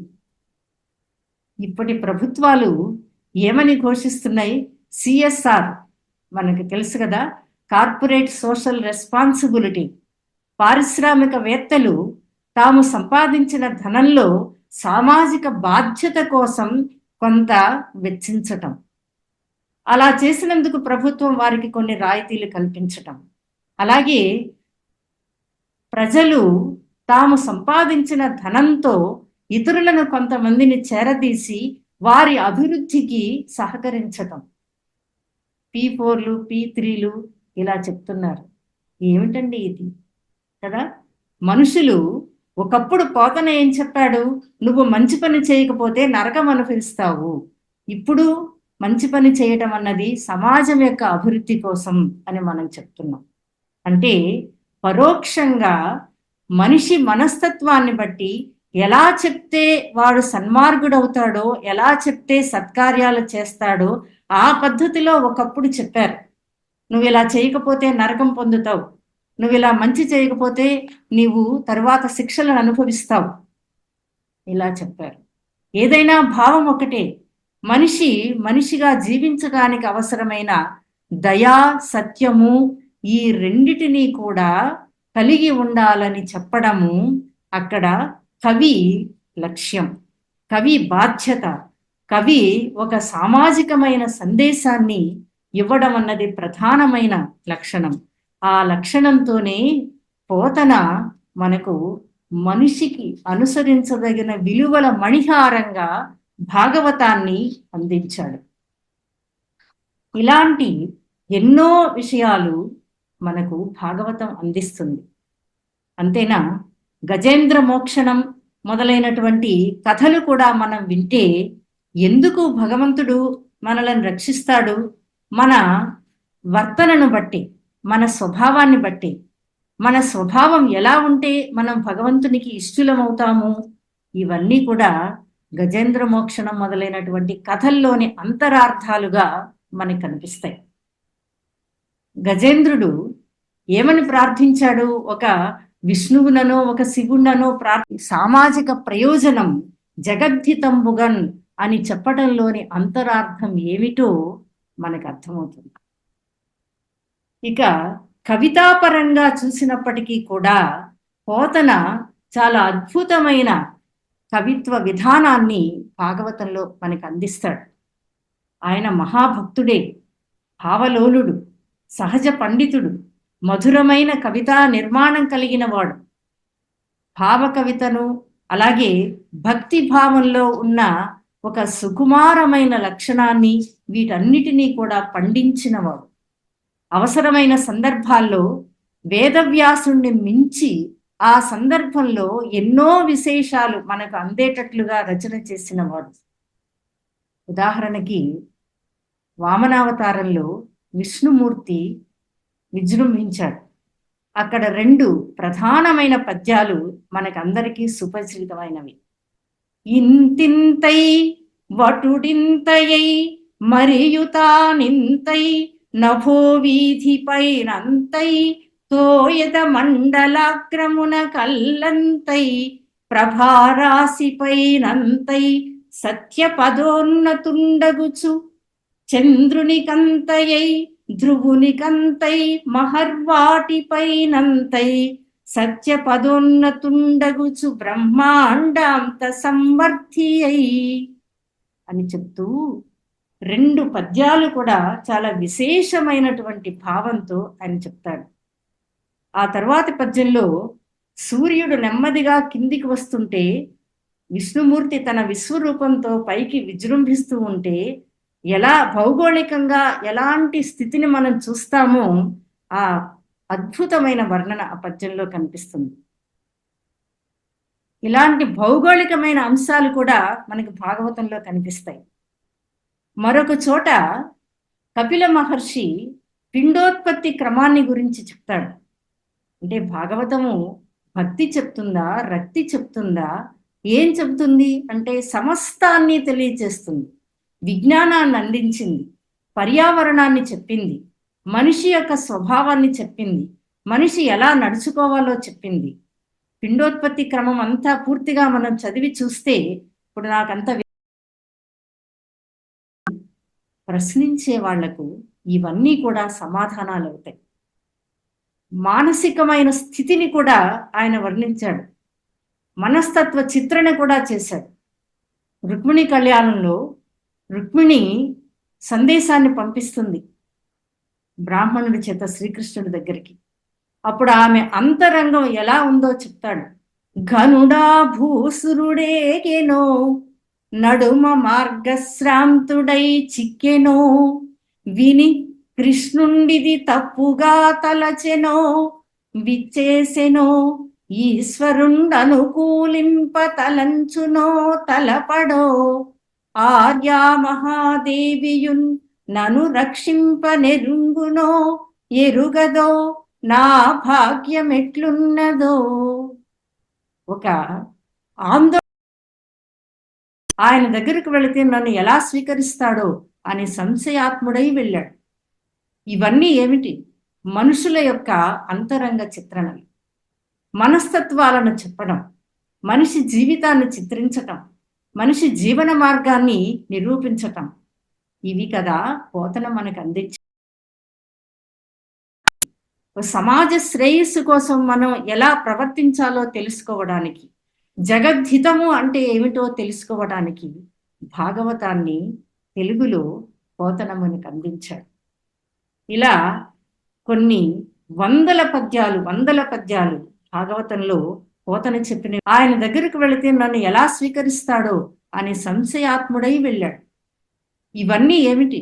మనుషుల యొక్క అంతరంగ చిత్రణలు, మనస్తత్వాలను చెప్పడం, మనిషి జీవితాన్ని చిత్రించటం, మనిషి జీవన మార్గాన్ని. ఎంతసేపైనా మనం మాట్లాడుకోవచ్చు. నాకు ఇచ్చిన సమయం పూర్తయింది కాబట్టి నా తరువాతి వక్త అలాగే అధ్యక్షులు వారు ఇద్దరూ ఎదురు చూస్తున్నారు. నాకెంత మంచి అవకాశాన్ని ఇచ్చినటువంటి పెద్దలు రావి రంగారావు గారికి, బిట్టు వెంకటేశ్వర్లు ఆచార్యుల వారికి నమస్కారాలు తెలియజేస్తూ ఈనాటికి విరమిస్తున్నాను. నమస్కారం అండి నాగరాజలక్ష్మి గారు. మీరు చెప్తుంటే పంతులమ్మ గారు పాఠం చెబుతుంటే తరగతి గదిలో కూర్చున్నటువంటి అబ్బాయి అలా ఒళ్ళు దగ్గర పెట్టుకొని పాఠం వింటున్నాడు, అలా వింటున్నానమ్మా. అయ్యయ్యో, చాలా బాగా మీరు చెప్తున్నారు, విషయాలు బాగున్నాయి. ఆ ప్రాముఖ్యం కూడా నిజంగా మీరు చెప్తుంటే నాకు ఆ ప్రాముఖ్యం, సన్నివేశాలు కూడా కొన్ని బాగా గుర్తుకొస్తాయి. ఇప్పుడు కృష్ణుడి బాల్యంలో ఆ స్నేహశీలత ఏంటంటే అందరి పిల్లలతో చాలా చక్కగా కలిసిమెలిసి ఉండటం, చిన్నటి స్నేహితుల్ని మళ్ళీ మర్చిపోకుండా కుచేలుడు వచ్చినప్పుడు కూడా మరి అద్భుతంగా గౌరవించటం, మరి అట్లాగే మాట తప్పనితనం, బలి అనమాట. ఆయన రాక్షస వంశ సంజాతుడైనా కానీ ఆయన కూడా మాట తప్పకపోవడం అంటే ఆ సత్యవాక్కి ఎంత ప్రాధాన్యం ఇవ్వాలనేది చెప్పటం. అలాగే మొత్తం మీద కూడా దుష్టులు దుర్మార్గులు ఎవరైనా ఉంటే వాళ్ళకి వినాశనం తప్పదని హెచ్చరించటం, తర్వాత భక్తి అమలినమని, తర్వాత వ్యక్తుల్లో ఆత్మవిశ్వాసం కూడా ఉండాలి, దానికి భగవంతుడు తోడుగా ఉంటాడని చాలా చక్కగా అద్భుతమైనటువంటి శైలి విన్యాసంతో భాగవతం యొక్క ప్రాముఖ్యాన్ని గురించి డాక్టర్ వేలూరు నాగరాజలక్ష్మి గారు తెలియజేశారు. ఇప్పుడు ఇంకొక ఆనందకరమైనటువంటి అంశం ఏంటంటే ఈ వీరలక్ష్మి గారు ఎంచుకున్నటువంటి అంశం చాలా సున్నితమైంది, సుకుమారమైంది, ముచ్చటైంది. ఏంటంటే భాగవతంలో మరి ఏదో రకరకాలుగా అంశాలు మాట్లాడేవాడు ఉంటారు. మేడం గారు ఎలా ముందుకు వచ్చారంటే భాగవతంలో మాతృ హృదయం, అది అసలు శ్రీకృష్ణుడు మరి వాళ్ళ అమ్మ యశోద పెంపకం, దీనికి సంబంధించి అది ఎక్కడ ఏ అంశం పట్టుకోవాలో ఆ అంశాన్ని పట్టుకొని వారు ప్రసంగించబోనటం అనేది అభినందనీయం అన్నమాట.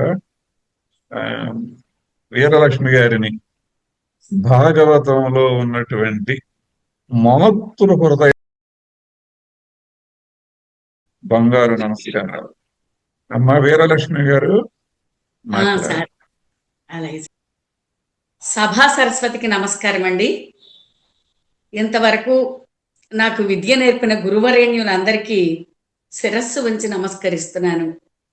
ఈ అంతర్జాల గోష్ఠికి అధ్యక్షత వహించిన డాక్టర్ రావి రంగారావు గారికి, ఈ బృహత్తర కార్యక్రమాన్ని భుజస్కంధాల మీద మోస్తున్న సాహితీ కృషివలులు ఆచార్య బిట్టు వెంకటేశ్వర్లు గారికి, మృదుభాషి, సౌమ్యశీలి, స్నేహశీలి ఇంతవరకు ప్రసంగించిన ఆచార్య కృషివలత్వంతో పాటు వ్యవసాయం కూడా చేశారు పోతన గారిలాగా. తాడేపల్లి కృష్ణవేణి మా అమ్మగారు, వారికి నమస్కరిస్తున్నాను. తణుకు ఓరియంటల్ కళాశాల అధ్యాపకులందరికీ, శ్రీమాన్ సుందర్ రాజన్ గారు తణుకు వారికి, డాక్టర్ దీక్షితుల సుబ్రహ్మణ్యం గారు ప్రధానోపాధ్యాయులు, కీర్తిశేషులు సామవేదం లక్ష్మీనారాయణ గారు. ఈ సందర్భంలో వారిని కూడా నేను నమస్కరించుకుంటున్నాను. వారిని మీ అందరికీ కూడా వారి పేరును పరిచయం చేయాలనే సదుద్దేశ్యంతో నేను ప్రస్తావించాను. ఈనాడు నాకు ఇచ్చిన అంశం భాగవతంలో మాతృహృదయం.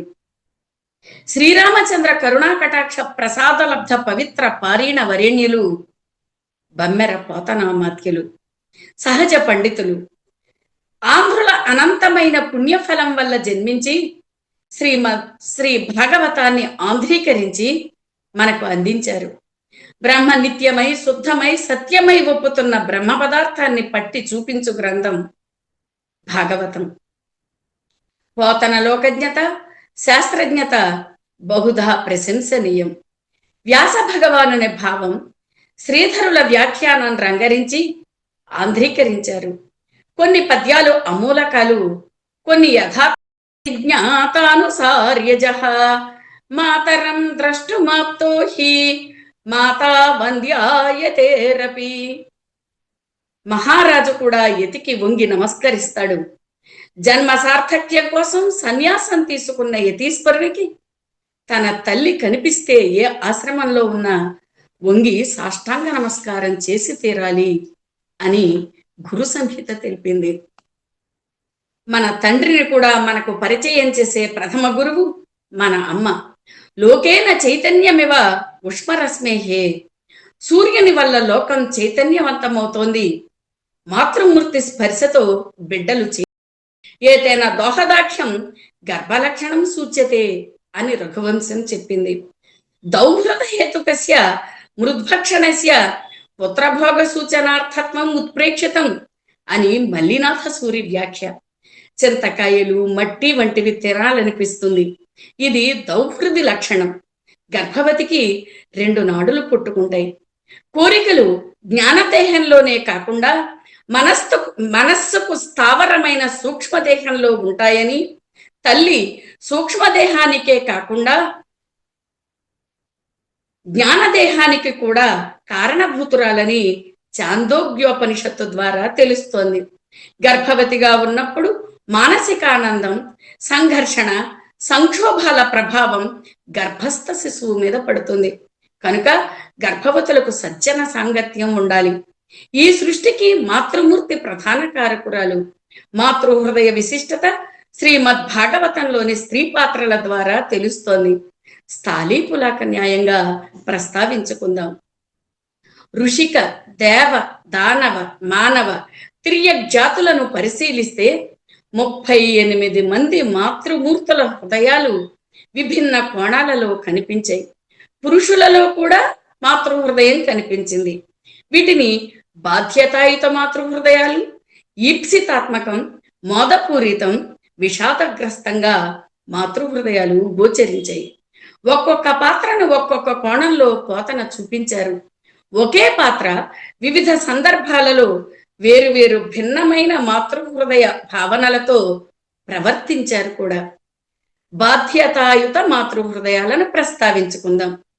బాధ్యతాయుతం అంటే కార్యసాధన పట్ల బద్ధమైన హృదయాలు. వీటిలో మళ్ళీ కొన్ని విభాగాలుగా కూడా కనిపించాయి. నిశ్చయమైన మాతృహృదయంతో భూదేవి, కోటర, ఉద్ధవుని తల్లి, క్షమాసహిత మాతృహృదయంతో దితి, ధైర్య సహిత హృదయంతో దేవహూతి, కార్యదక్షతతో యశోద, తన్మయత్వ హృదయంతో కూడా యశోద కనిపించింది. సుగుణ సహిత హృదయంతో సత్యభామ, జాంబవతి, శ్రీకృష్ణుని భార్యలు, కృతజ్ఞతాపూర్వక హృదయంతో కుంతి, అలాగే త్యాగపూరిత మాతృహృదయంతో కూడా కుంతి గోచరించింది. కోటర రాక్షస స్త్రీ, బాణాసురుని తల్లి.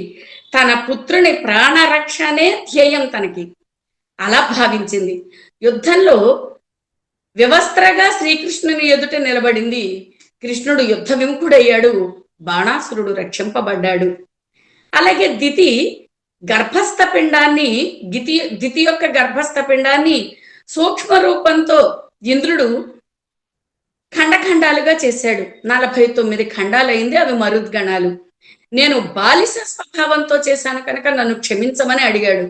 కేవలం గర్భవతి, స్పర్శ మాతృ హృదయం అయినా ఇంద్రుడిని క్షమించింది.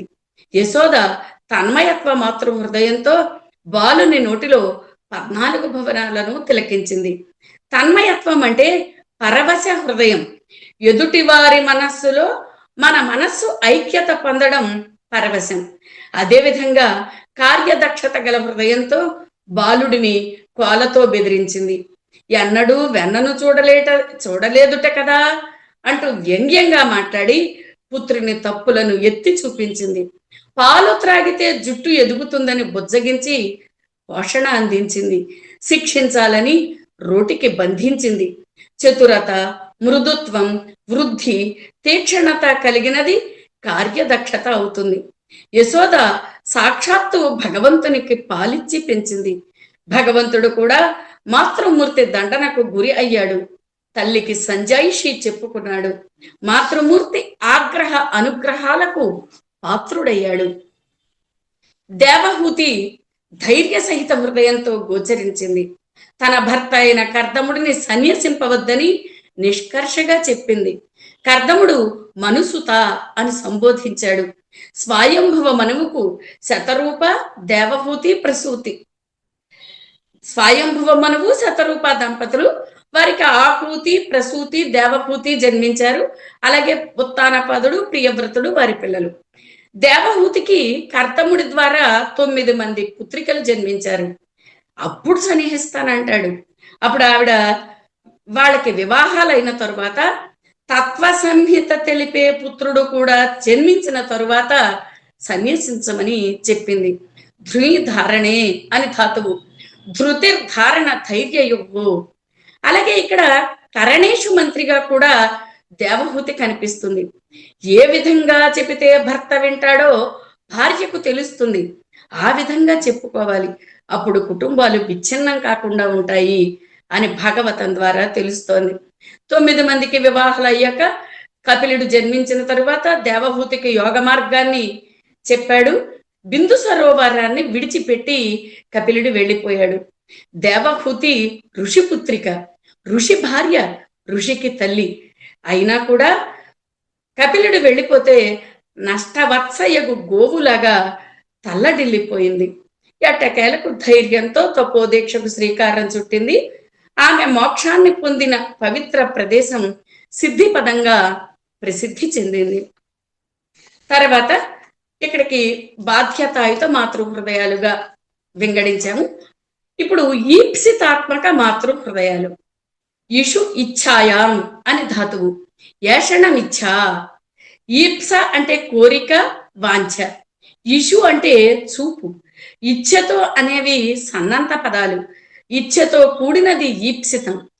పుత్రవాంఛిత మాతృహృదయంతో దితి, పురుష్ని, ఋషిక మహర్షి భార్య సత్యవతి కనిపించారు. అలాగే కపటపూరితంగా పూతన, మార్గసూచితంగా సునీతి, దర్పసహితంగా సురుచి, కర్తవ్య దీక్ష తత్పరతతో సునీత, ఆశాపూరిత మాతృహృదయంతో నాగాంగనలు, మోహపూరిత మాతృహృదయంతో జడభరతుడు గోచరించారు. ముహ్యతే అనేన ఇతి మోహం. మోహానికి ఆలంబన అవసరం. మోహం ఒకరు కావాలని కోరుకుంటుంది. గండకీ నది సమీపంలో కనిపించిన లేడి పిల్లను తెచ్చి మాతృభావనతో, మాతృవాత్సల్యంతో పెంచాడు. అంటే కరుణ హృదయ లక్షణాన్ని స్వీకరించి జడభరతుని హృదయాన్ని పరిశీలించి పుష్కల కరుణాతరంగిత సంభావనా హృదయం మాతృహృదయం అని గమనించి మాతృహృదయ స్ఫోరకమైన పాత్రగా జడభరతుడు మాతృమూర్తుల సరచన చేర్చడం జరిగింది. తరువాత కపటపూరిత మాతృహృదయంతో పోతన బాలఘాతకిగా వచ్చి మాతృభావనతో పరమపదం చేరుకుంది. నిజరూపంతో నేల కొరిగి అరమేర వ్యాపించింది. అంటే 1.5 యోజనములు. 1 యోజనం అంటే 4 క్రోసులు. 1 యోజనం అంటే 8 మైళ్ళు. అంటే 12 మైళ్ళ దూరం వ్యాపించింది. ఆ ప్రదేశం అంతా ఉన్న భూమి, చెట్లు, పర్వతాలు నుగ్గునుగ్గైపోయాయి.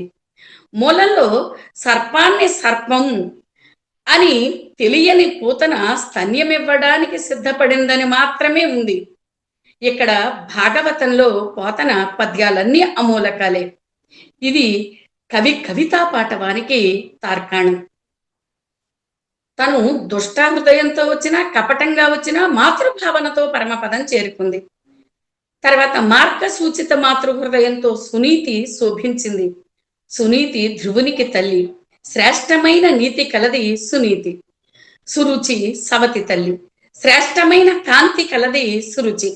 మార్గం అంటే త్రోవ, మార్గ సూచితం అంటే పొందదగిన దానిని సూచించడం, విచక్షణతో ప్రవర్తించడం.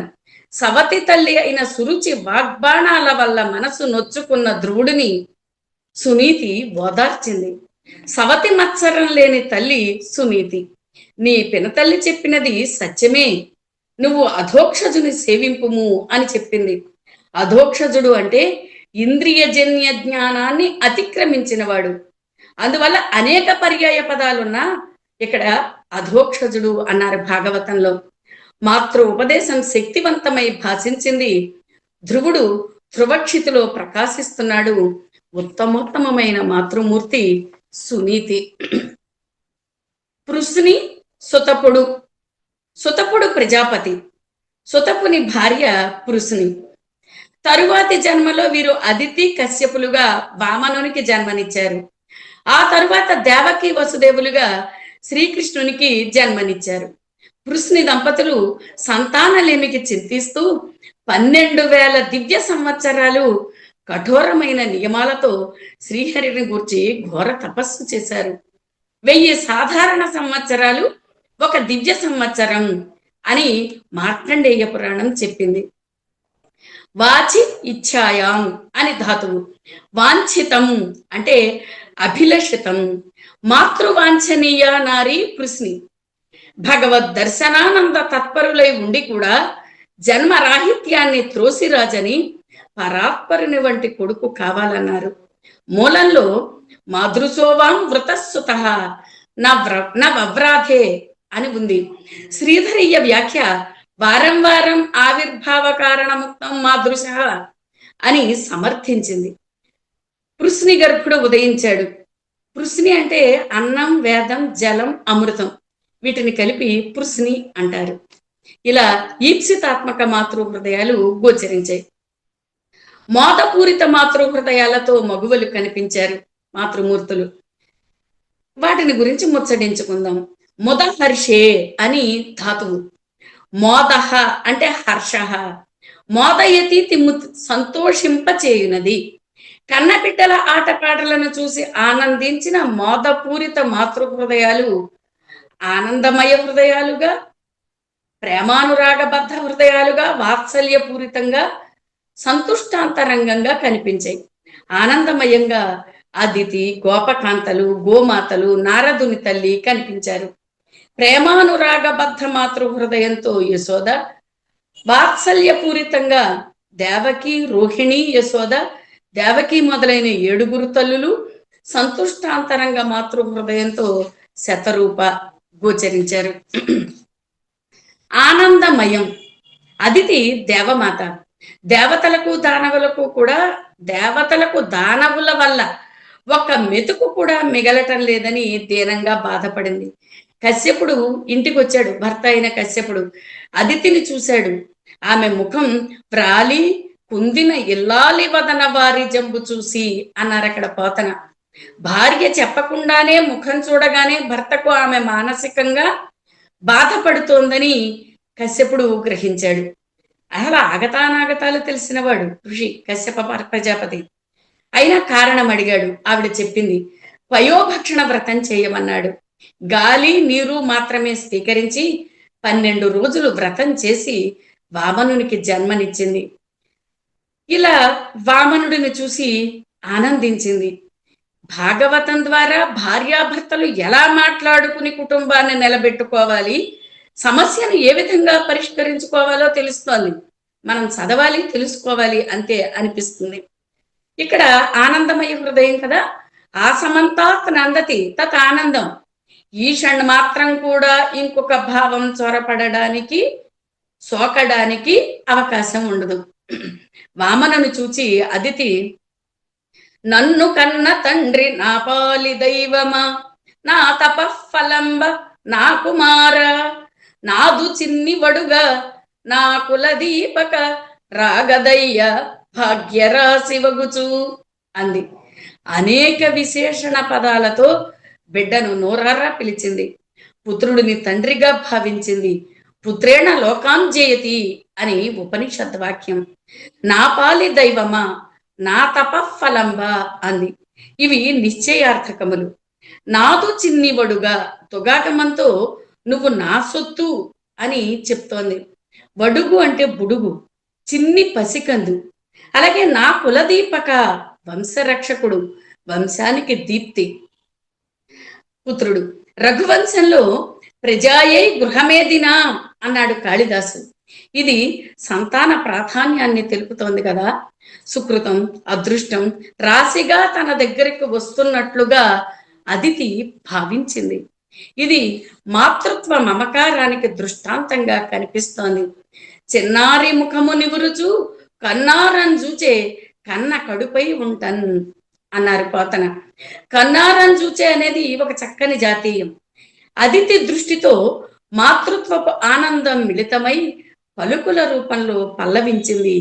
అడుగడుగున తెలుగు నుడికారాలను ప్రయోగించి అచ్చ తెలుగుకు ఉనికిని కల్పించి ఆనాటి భాషా పాటవాన్ని ఈ కాలానికి కూడా అందించిన మహోదత్త కవి పోతనామాత్యుడు. దేవకీదేవి వాత్సల్యపూరిత మాతృ హృదయంతో బలరామకృష్ణులను చూసింది. అప్పటికే మరణించిన సాందీప మహర్షి పుత్రుడిని ప్రభాస తీర్థం నుండి సజీవునిగా తెచ్చి గురుదక్షిణగా ఇచ్చారని ఆనోట వింది. కంసుని చేతిలో హతులైన 6 బిడ్డలను తెచ్చి ఇమ్మని అడిగింది.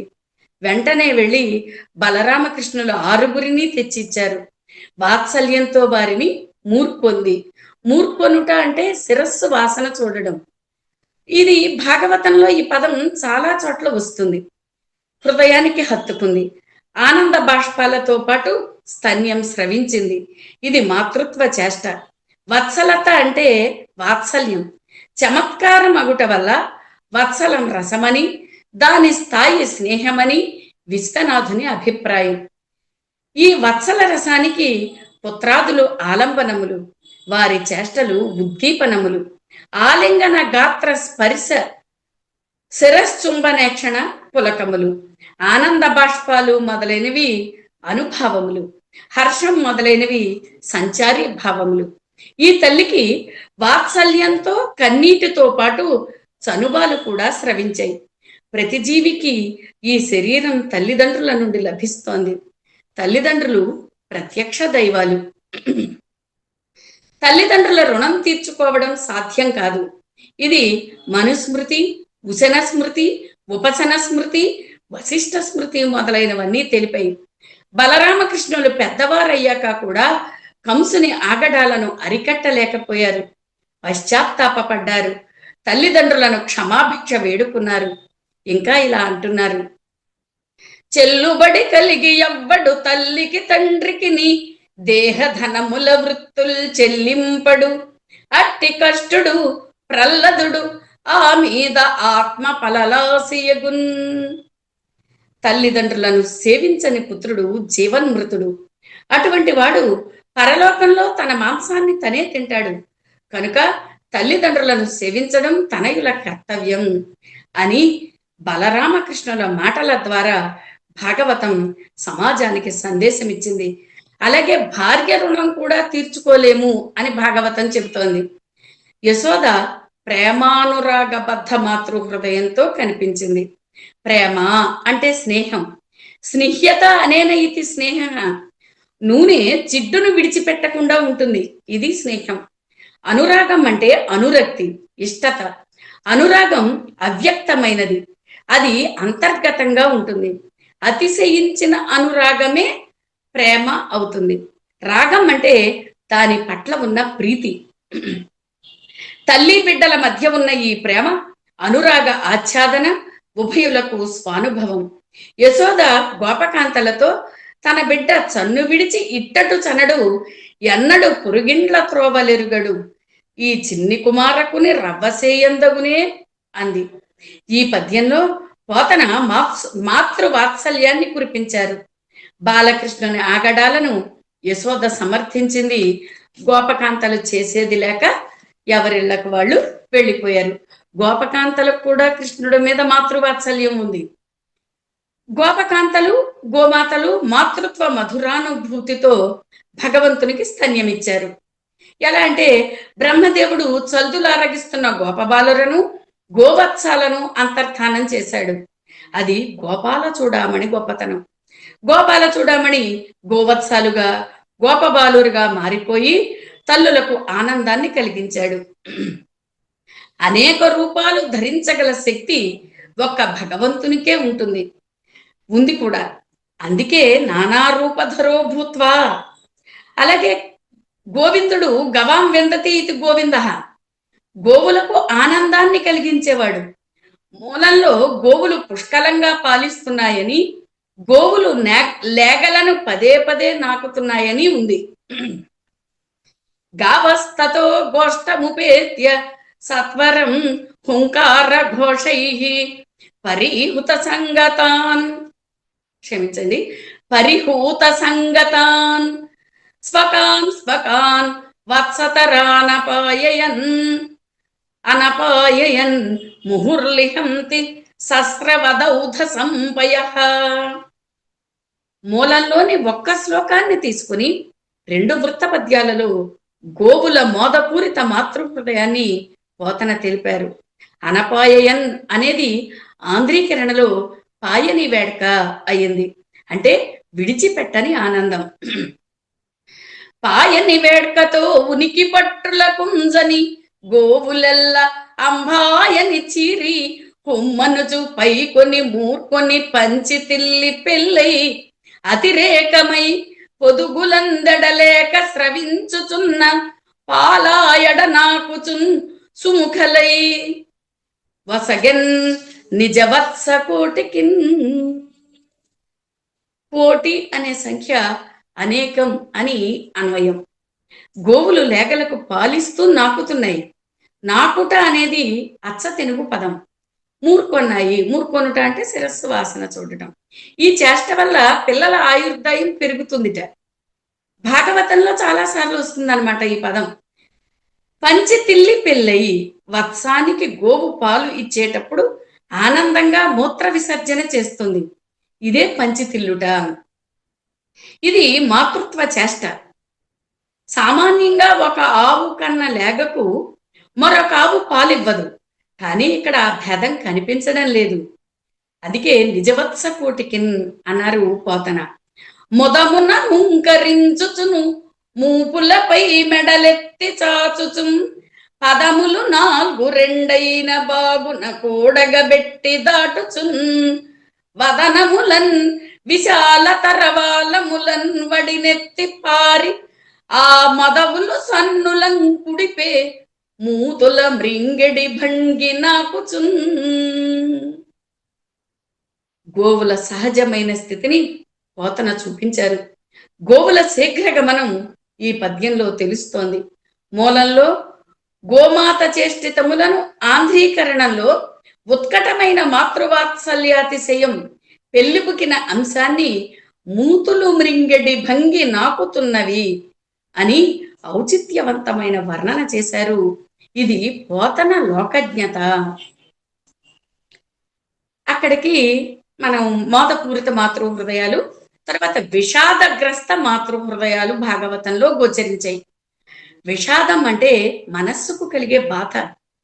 ఏదైనా అమూల్యమైన వస్తువును, అపురూపమైన వస్తువును కోల్పోయినప్పుడు మానసిక అశాంతి వల్ల హృదయం పీడింపబడుతుంది. అదే గ్రస్తం. గ్రస్తం అంటే తీరని వ్యధ. విషాదం వ్యాపించి పాకి విస్తరించి హృదయాన్ని గట్టిగా పట్టుకుంటుంది. విషాదగ్రస్తంతో దైన్యం, ఆర్తి, వేదన, తల్లడిల్లిన, ఖేదం, దుఃఖం, శోకం సందేహాస్పద మాతృహృదయాలుగా విభిన్నంగా కనిపించాయి. ఇవన్నీ ఒకే విధంగా అనిపిస్తాయి, కానీ కాదు. దైన్యపూరిత మాతృహృదయంతో అదితి, కుంతి, ప్రహ్లాదుని తల్లి, ఉత్తర, కుచేలుని భార్య కనిపించారు.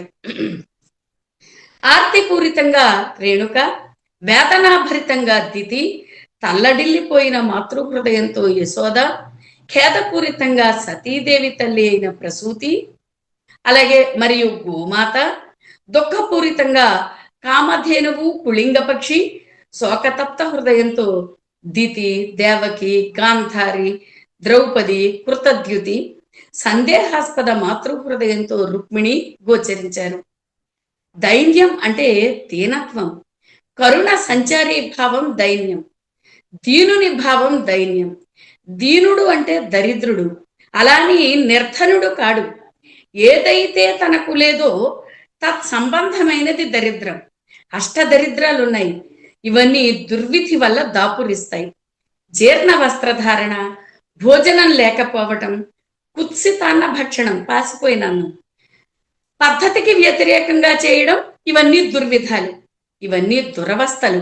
దీంక్షయే అని ధాతువు. రాజయక్ష్మ అంటారు క్షయ వ్యాధిని.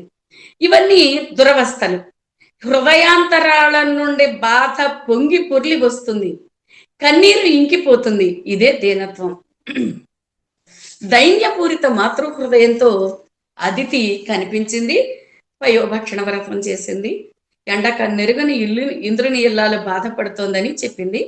కుంతి కూడా పాండవులకు అర్ధరాజ్యం రాదేమోనని బాధపడింది. అక్రూరునితో మృగివృక వ్యూహ మధ్యంబులోనున్న రేఖన్నేనిక్కడనున్నదాన కుమన కౌరవ్య మధ్యంబునన్ అంది. తోడేళ్ల గుంపులో ఉన్న ఆడలేడిలాగా ఉన్నాను అందనమాట. గ్రహణ స్నానం చేయడానికి శమంత పంచకానికి వెళ్ళి వస్తూ అన్నగారైన వసుదేవుడిని చూసి తన కష్టాలను ఏకరువు పెట్టింది. కుంతిని వసుదేవుడు ఓదార్చాడు. సహజంగా స్త్రీలు గతాన్ని పదే పదే తలుచుకుంటూ ఉంటారు, ఇతరుల ఓదార్పు కోసం చూస్తూ ఉంటారు. అదే మనస్తత్వం కుంతిలో కనిపించింది. ఉత్తర ఇంకా రూపం తెలియని తన గర్భస్థ శిశువును అశ్వత్థామ బాణాగ్ని నుండి రక్షించుకోవాలని సంఫుల్లారవిందలోచనుని ప్రార్థించింది. ప్రహ్లాదుని తల్లి బాధపడింది.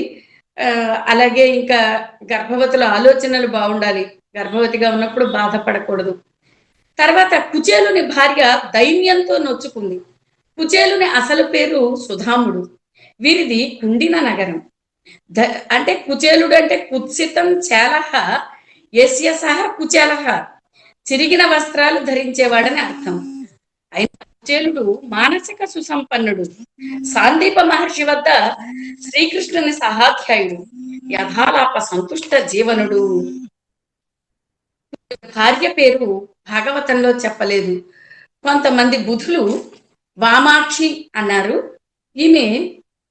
ఈమె అనుకూలవతి, ఆభిజాత్యం కలది, సద్వంశ సంజాత, లలిత పతివ్రత తిలకంబు వంశాభిజాత్య తద్భార్య దుస్సహ దరిద్ర పీడచే కడునొచ్చి పెదవులు తడుపుచు శిశువులు ఆకటి చిచ్చుచే కృషించి మలమల మాడుచు మానసంబెర్యంగ పట్టెడోరెము మాకు పెట్టుమనుచు పత్రభాజన ధృతపాణులైతను చేరి వేడిన వీనులు చూడినట్లయైన ఒకనాడు వగచి నిజాధినాథు చేరి ఇట్లని పలికే, ఓ జీవితేశ తట్టుముట్టాడు ఇట్టి పేదరికమిట్లు నొంప దీనికి ఉపాయము హింపవైతి. ఈ పద్యంలో ప్రతి పదము వింటే ఈ కన్నతల్లి హృదయం ద్రవీభూతమయ్యింది. పాఠకులకు కూడా హృదయం ద్రవీభవిస్తుంది. పిల్లలు కడుదీనంగా అడిగారు. ఆకటి చిచ్చును ఆర్పడానికి అజక్తురాలై వగచింది. భర్తను అంత లేవరికంలో కూడా ఓ జీవితేశ అని సంబోధించింది. అంటే నిర్లక్ష్యంగా లేదనమాట. ఆ గౌరవ సంబోధనతో దుస్సహ దరిద్రావస్థలో ఉన్న భర్తని యావగించుకొని వెళ్ళాలు అని తెలుస్తోంది. పతివ్రత పతిం ప్రాహ మ్లాయతావదనేన సా దారిద్ర్యాత్ సీదమాన సా వేపమానాభిగమ్య చ అని మూలంలో ఉంది. పతివ్రతేతి మ్లాయత శుష్యత తథా సీదమాన భర్తృభోగ సంపాదన అశక్యేన సీదంతి వేపమాన భయేన కంపమాన అని శ్రీధర్య వ్యాఖ్య సమర్థించింది. కుచేలుని పిల్లలు ఆకలి మంటతో పత్రభాజన ధృతపాణులై పెదవులు తడుపుచు పట్టెడు ఓరెము పెట్టుము అని పరిదేవన చేశారు. పోతన అతి సున్నితంగా పాఠకుల హృదయం ద్రవించేటట్లుగా కృపారసాన్ని జోడించారు. కుచేలుని భార్య మానసిక వేదనను, పేదరికాన్ని కళ్లకు కట్టినట్లుగా పాఠకుల మనోఫలకంపై చిత్రపటాన్ని కవి చూపించారు. మూలం కంటే అధికంగా సుందరంగా ఒక శీర్ష పద్యంలో వ్యాస శ్రీధరుల భావాన్ని అందించారు. ఆర్తితో రేణుకామాత పరశురాముడిని 21 సార్లు పిలిచింది. ఆర్తి అంటే పరిష్కరింపలేని కష్టం వల్ల కలిగిన బాధ. దితి వేదనాభరిత హృదయంతో బాధపడింది. వేదన అంటే కారణాన్ని బట్టి తీవ్రమైన బాధ మనస్సుకు కలగడం అన్నమాట. ఎందుకంటే సజ్జనుల పట్ల అపరాధం చేస్తారు అని విని వేదన చెందింది. సజ్జనుల చేతిలో మరణం కలిగేలా చేయమని భర్త అయిన కశ్యపుడిని వేడుకుంది ఆ మాతృ హృదయం. ప్రసూతి ఇంటికొచ్చిన బిడ్డతో మాట్లాడలేకపోతున్నాను అని దక్షుడికి భయపడి మాట్లాడలేదు సతీదేవితోటి. కను అవధారణే అని ధాతువు. సంతానపరమైన కష్టం వల్ల ఈ తల్లి హృదయం ఖేదపూరితమైంది. ఖేదం అంటే నిష్ఫలత్వ జాత బుద్ధి. కామధేనువు తన వత్సాన్ని తనకు దూరం చేయవద్దని ప్రార్థించింది. రాజులు చూపోపరు అని దుఃఖించింది. చూసిన దాన్ని విడిచిపెట్టట రాజులు. దుఃఖపూరితంగా కామధేనువు కనిపించింది. పుళింగ పక్షి కూడా దుఃఖించాడు. యముడు బాలవేషం ధరించి సుయోజ్ఞోపాఖ్యానం చెప్పాడు. అందులో కిరాతని చేతిలో మరణించిన ఆడపక్షిని తలుచుకుని మగపక్షి దుఃఖించాడు. దుహు కంపనం. దుఃఖం అంటే భరించేది, భరించడం, అనుభవించేది. కళ్ళ నుండి నీరు ధారాపాతంగా కారుతూ ఉంటే మాట్లాడేటప్పుడు ముఖ కవళికలు మార్పు చెందుతాయి. ఇది ఏడుపు. బిగ్గరగా శబ్దం వచ్చేలా ఏడిస్తే అది దుఃఖం. ఒక విలువైన వస్తువును కోల్పోయినప్పుడు దుఃఖం వస్తుంది. దుఃఖం సాగర తరంగ తుల్యం. పుళింగ పక్షి మాతృహీన సంతానాన్ని చూసి నిర్వేదం చెందాడు. రెక్కలు రావు పిల్లలకు రేపట నుండి మేతగానమేము అంటాడు. అంటే మగపక్షి హృదయం ద్వారా ఆడపక్షి మాతృ హృదయం గమ్యమానమవుతోంది. రెక్కలు రావు మేతగానమేము ఈ పదాలు వ్యతిరేకార్థకములు. వ్యతిరేక క్రియ అర్థత్రయ బోధకంబగు అని ప్రౌఢ వ్యాకరణం. కనుక బాల వ్యాకరణానికి ప్రౌఢ వ్యాకరణం పరిశేష గ్రంథం. రెక్కలు రాకపోవడం వ్యతిరేకార్థాన్ని సూచిస్తోంది. దితి హిరణ్యాక్షుని మరణానికి శోకించింది. హిరణ్యకశిపుడు ఓదార్చాడు. దేవకీదేవి పుత్రశోకంతో కంసుడిని బ్రతిమాలుకుంది. అన్న శమింపుమన్న తగదల్లుడు కాడితి మేన కోడలవు మన్నన సేయుమన్న విను మానిని చంపుట రాచపాడిగాదన్న సుకీర్తివై మనగదన్న మహాత్ములు ఓవు త్రోవ పోవన్న భవత్ సహోదరి కదన్న నిను శరణంబు వేడదన్. అన్నా అన్నా అని పదే పదే సంబోధించటంలో దేవకి పరిదేవన కనిపిస్తోంది. కంసుని అకృత్యాలు అధర్మవర్తన వల్ల శోకతప్త హృదయంతో పుత్రీదానం చేయమని వేడుకుంది. కంసుని రూపంలో యమధర్మరాజు పాశంతో సిద్ధంగా ఉన్నాడు. ఇది ఈ తల్లికి పదే పదే స్వానుభవమే. మాతృహృదయ శోక తప్త బాధ దేవకి పాత్ర ద్వారా అనేక పద్యాలలో గమ్యమానమవుతోంది. సుక్సోకే అని ధాతువు. కరుణరస స్థాయి భావమే శోకం. పుత్రమరణాది జాత మనశ్శోక. పుత్రుడు మొదలైన స్వపర జనులు మరణించడం వల్ల కలిగేది శోకం. సోహ అంటే జ్ఞానేంద్రియాలన్నీ స్తంభించిపోతే కలిగే స్థితి. తప్తం అంటే మరిగిపోయింది. శోకం అలా శోకించే వారి నవ్వులో జీవం ఉండదు. దేవకి శోకతప్త హృదయంతో కనిపించింది. అలాగే గాంధారి పుత్రశోకం చాలా దారుణమైనది. మూలంలో హతపుత్రార్థ అని ఉంది. పోతన గాంధారిని పుత్రశోకంపున పుగులు తల్లి అని పుత్రశోక తప్త హృదయాన్ని పట్టి చూపించారు. చిత్రకేతు మహారాజు పట్టమహిషి కృతద్యుతి బాలునికి సవతులు ఈర్ష్యతో విషాహారం ఇచ్చారు. బాలుని మరణంతో కృతద్యుతి మాతృహృదయం ఛిద్రమైపోయింది. ఛిద్యత ఇది ఛిద్రం అంటే ముక్కముక్కలైపోయింది అనమాట. ఉప పాండవుల మరణంతో ద్రౌపది పుత్రశోక తప్తమైంది. అయినా పుత్రఘాతి అయిన అశ్వత్థామను విడిచిపెట్టి ప్రాణభిక్ష పెట్టిన సుస్వభావ ద్రౌపది. ద్రోణునితో సిఖింబడక ద్రోణ కుటుంబిని ఉన్నదింట అక్షీణ తనూజ శోక వ్యవసీకృతనై విలపించు భంగి ఈ ద్రౌడి తెరల్చి తెచ్చుటకు దైన్యమునందుచు ఎంత పొక్కునో ప్రాణ వియుక్తుడైన అతి పాపము బ్రాహ్మణ హింసమానరే అంది. ద్రోణస్య స్త్రీ ద్రౌణి, కృపి అక్షీణ తనూజ అంటే నశించని సంతానం కలది, తనకంటే అదృష్టవంతురాలు అనుకుంటోంది ద్రౌపది. కుటుంబిని అంటే కుటుంబం పుత్రభృత్యాధికం అస్య ఇది కుటుంబిని. భర్త సంతానం ఉన్న స్త్రీ కుటుంబిని అవుతుంది. ఇక్కడ ద్రౌపదికి రాచమర్యాద ఉంది, బ్రాహ్మణ భక్తి ఉంది, గురుభక్తి ఉంది. కృపి సహగమనం చెయ్యలేదు, జీవచ్ఛవంలా ఉంది, జీవించి ఉన్న సంతానం కలది. పుత్రశోకం కలిగించకూడదని ద్రౌపది భావన. అలాగే ద్రౌపదికి ప్రతీకారాచ్ఛ లేదు. అలాగే ఎత్తి పొడుపు మాటలు, అనునయం వాటితోటి కూడా మాట్లాడింది. అది ద్రౌపది పుత్రశోక తప్త హృదయం. యశోద అనేక దుస్సంఘటనల వల్ల తల్లడిల్లిపోయింది. తల్లడిల్లిన అంటే వికలమైన అల్లకల్లోలమైన హృదయం.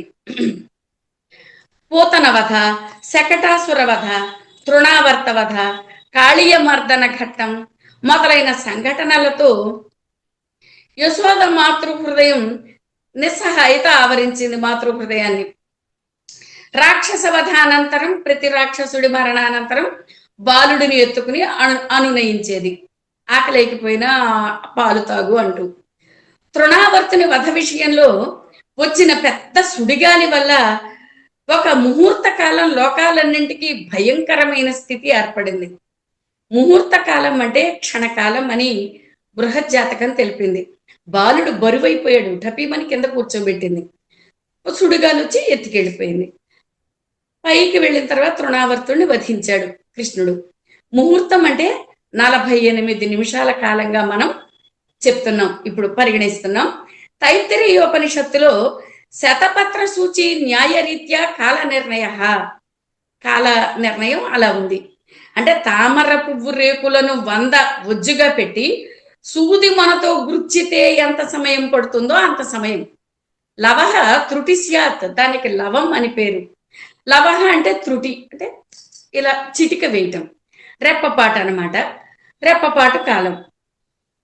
ఒక మెరుపు అనుకోండి, దీనికి ఒక సెకనులో 33,750వ వంతు అని భాస్కరాచార్యులు లెక్కించారు.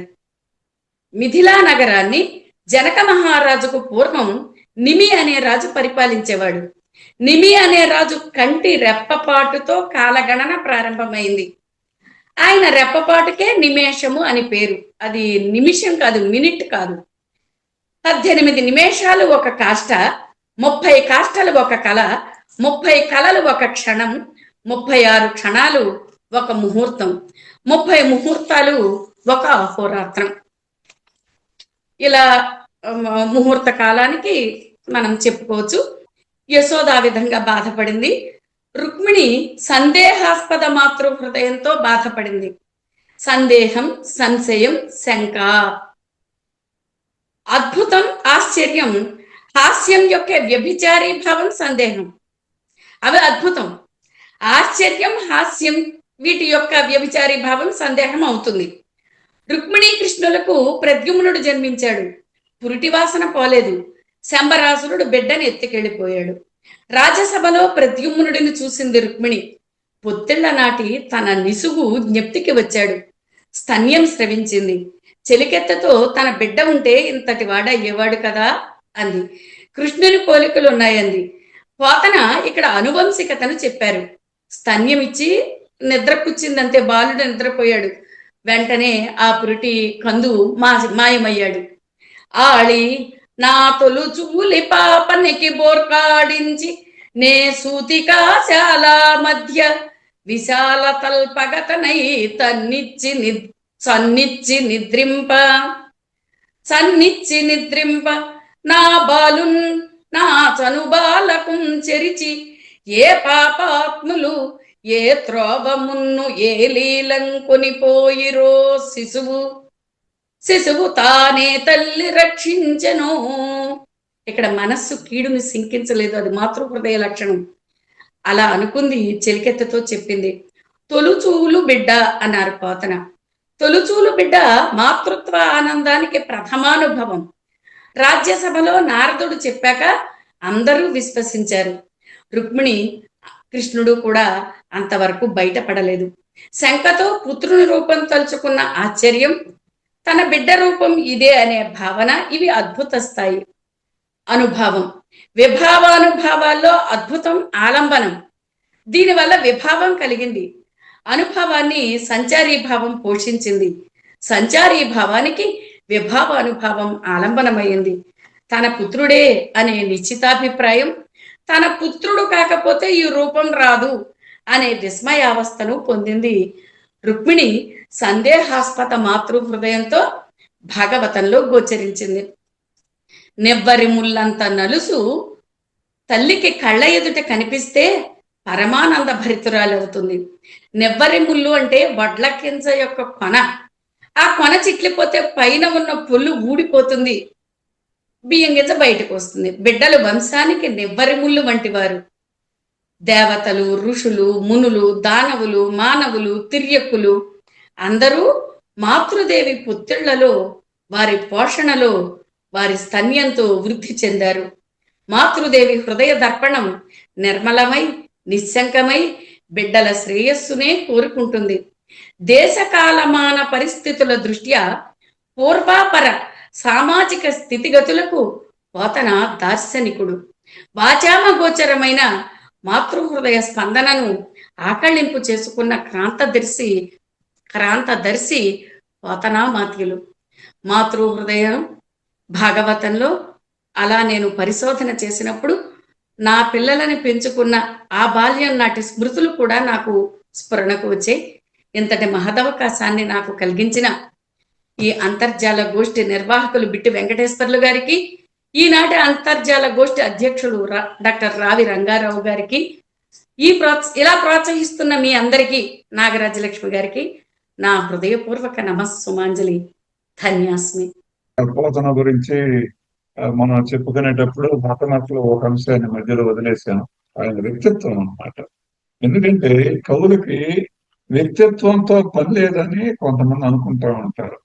ఎందుకంటే చాలా దురభ్యాసాలు కవులుకున్నా సరే వాటిని పట్టుకోవాల్సిన పని లేదనేటువంటి ఒక రకమైన ధోరణి కూడా కవిలోకంలో కొంత ఉన్నది. అది సబబు. ఎట్లా అంటే పోతన భాగవతాన్ని ఆయన మనసుకు తీసుకొని ఆయనకు నచ్చిన పద్ధతిలో వ్యక్తీకరించాడు. ఆయన దానికి అనుగుణమైనటువంటి వ్యక్తిత్వం కూడా ఉన్నటువంటి మనిషి. అంటే మనం నమ్మింది, మనం ఆచరించేది చెప్పేటప్పుడు కవిత్వం ఏంటంటే అందులో పరిమళం ఎక్కువ ఉంటుంది, అందులో ప్రసార శక్తి ఎక్కువ ఉంటుంది, అందులో జనరంజక ఆకర్షణ ఎక్కువ ఉంటుంది. అందువల్ల భాగవతం జనంలోకి వచ్చింది అనమాట. మరి ఆ రోజుల్లో నేను ఇప్పుడు చెప్తాను అన్నమాట, ఎంత మనం విప్లవం అంటారా, అసలు ఆ రోజుల్లో అందరూ ఎవరేముంది మేము అడిగితే అంకితం ఇస్తారు అనేటువంటి పరిస్థితుల్లో, కవులకు అంకితమైపోతే రాజుగారు తల్లదిసేస్తాడు అనుకునేటువంటి పరిస్థితుల్లో రాజులకు అంకితం ఏమిటంటే నేనెవరు, అని రాజు గారు వచ్చి అడిగితే కూడా నేను ఏమన్నా తెగే చెప్పానంటే ఎంత విప్లవం అది. పోతన విప్లవకారి కాదా? అంటే మన వాళ్ళ దృష్టిలో ఇప్పుడు విప్లవకారు అనేది ఇది కొంచెం అంటే నేనేది ఒక ధైర్యం, ఒక కవికి ఉండాల్సినటువంటి ఒక నిప్పు లాంటి గుణం, ఒక ధైర్యం, ఆత్మవిశ్వాసం. కష్టపడి మరి ఏముంది ఈ రాజులకు ఇచ్చి బతకడం కంటే కథ మడి దున్నుకుంటే ఆత్మవిశ్వాసంగా ఉంటుంది, స్వయం పోషకత్వంగా ఉంటుంది, ఆత్మాభిమానంగా ఉంటుంది అని చెప్పటం చూసారు మామూలు విషయం కాదు. మరి ఈ ఓరుగల్లు ప్రభు సింగరాయ భూపాలు అంకితం ఏమని అడిగినా కానీ ఇవ్వలేదు. అది ఆ శ్రీకృష్ణుడికి అంకితం చేశాడు ఆయన. ఏంటంటే కవి ఎలా ఉండాలి అనే దానికి మంచి మోడల్ పోతన. కవులైనటువంటి వాళ్ళు ఎవరైనా సరే పోతన వ్యక్తిత్వాన్ని ఆదర్శంగా తీసుకుంటే రాగలోకం లాంటి శక్తివంతమైనటువంటి కవిత్వం రాయడానికి అవకాశం ఉంటుంది. వరంగల్లో బమ్మెర పోతన డిజిటల్ మ్యూజియాన్ని స్థాపించారు. కొన్ని కోట్ల రూపాయలు తెలంగాణ ప్రభుత్వం ఖర్చు పెడుతుంది. ఇంకా అది బాగా విస్తృతంగా వ్యాప్తి చేయటానికి కేవలం స్థలం ఇవ్వటమే కాకుండా పోతన స్మృతి వనంగా దాన్ని మారుస్తుంది. పోతన భారీ విగ్రహం, తర్వాత ఒక గొప్ప థియేటర్, ఒక గొప్ప లైబ్రరీ, ఒక కళ్యాణ మండపం, ఒక సమావేశ మందిరం, ఎన్ని రకాలైనటువంటి గౌరవాన్ని పోతనకి ఇస్తుంది. చాలా చక్కని కార్యక్రమాన్ని రూపకల్పన చేస్తున్నారు బిట్ట వెంకటేశ్వర్లు గారు. వెంకటేశ్వర్లు గారు ముగించండి సార్. ఈనాటి పోతన భాగవతంపై ప్రసంగాలు, చర్చాగోష్ఠి మరి చక్కగా అధ్యక్షత వహించి మంచి విశ్లేషణను అందించిన డాక్టర్ రావి రంగారావు గారికి, భాగవత ప్రాముఖ్యాన్ని గురించి చాలా వివరణాత్మకంగా, విశ్లేషణాత్మకంగా ప్రసంగించిన డాక్టర్ వెలువోలు నాగరాజ్యలక్ష్మి గారికి, భాగవతం మాతృహృదయం గురించి మరి సవివరంగా ప్రసంగించిన డాక్టర్ వీరలక్ష్మి గారికి ధన్యవాదాలు.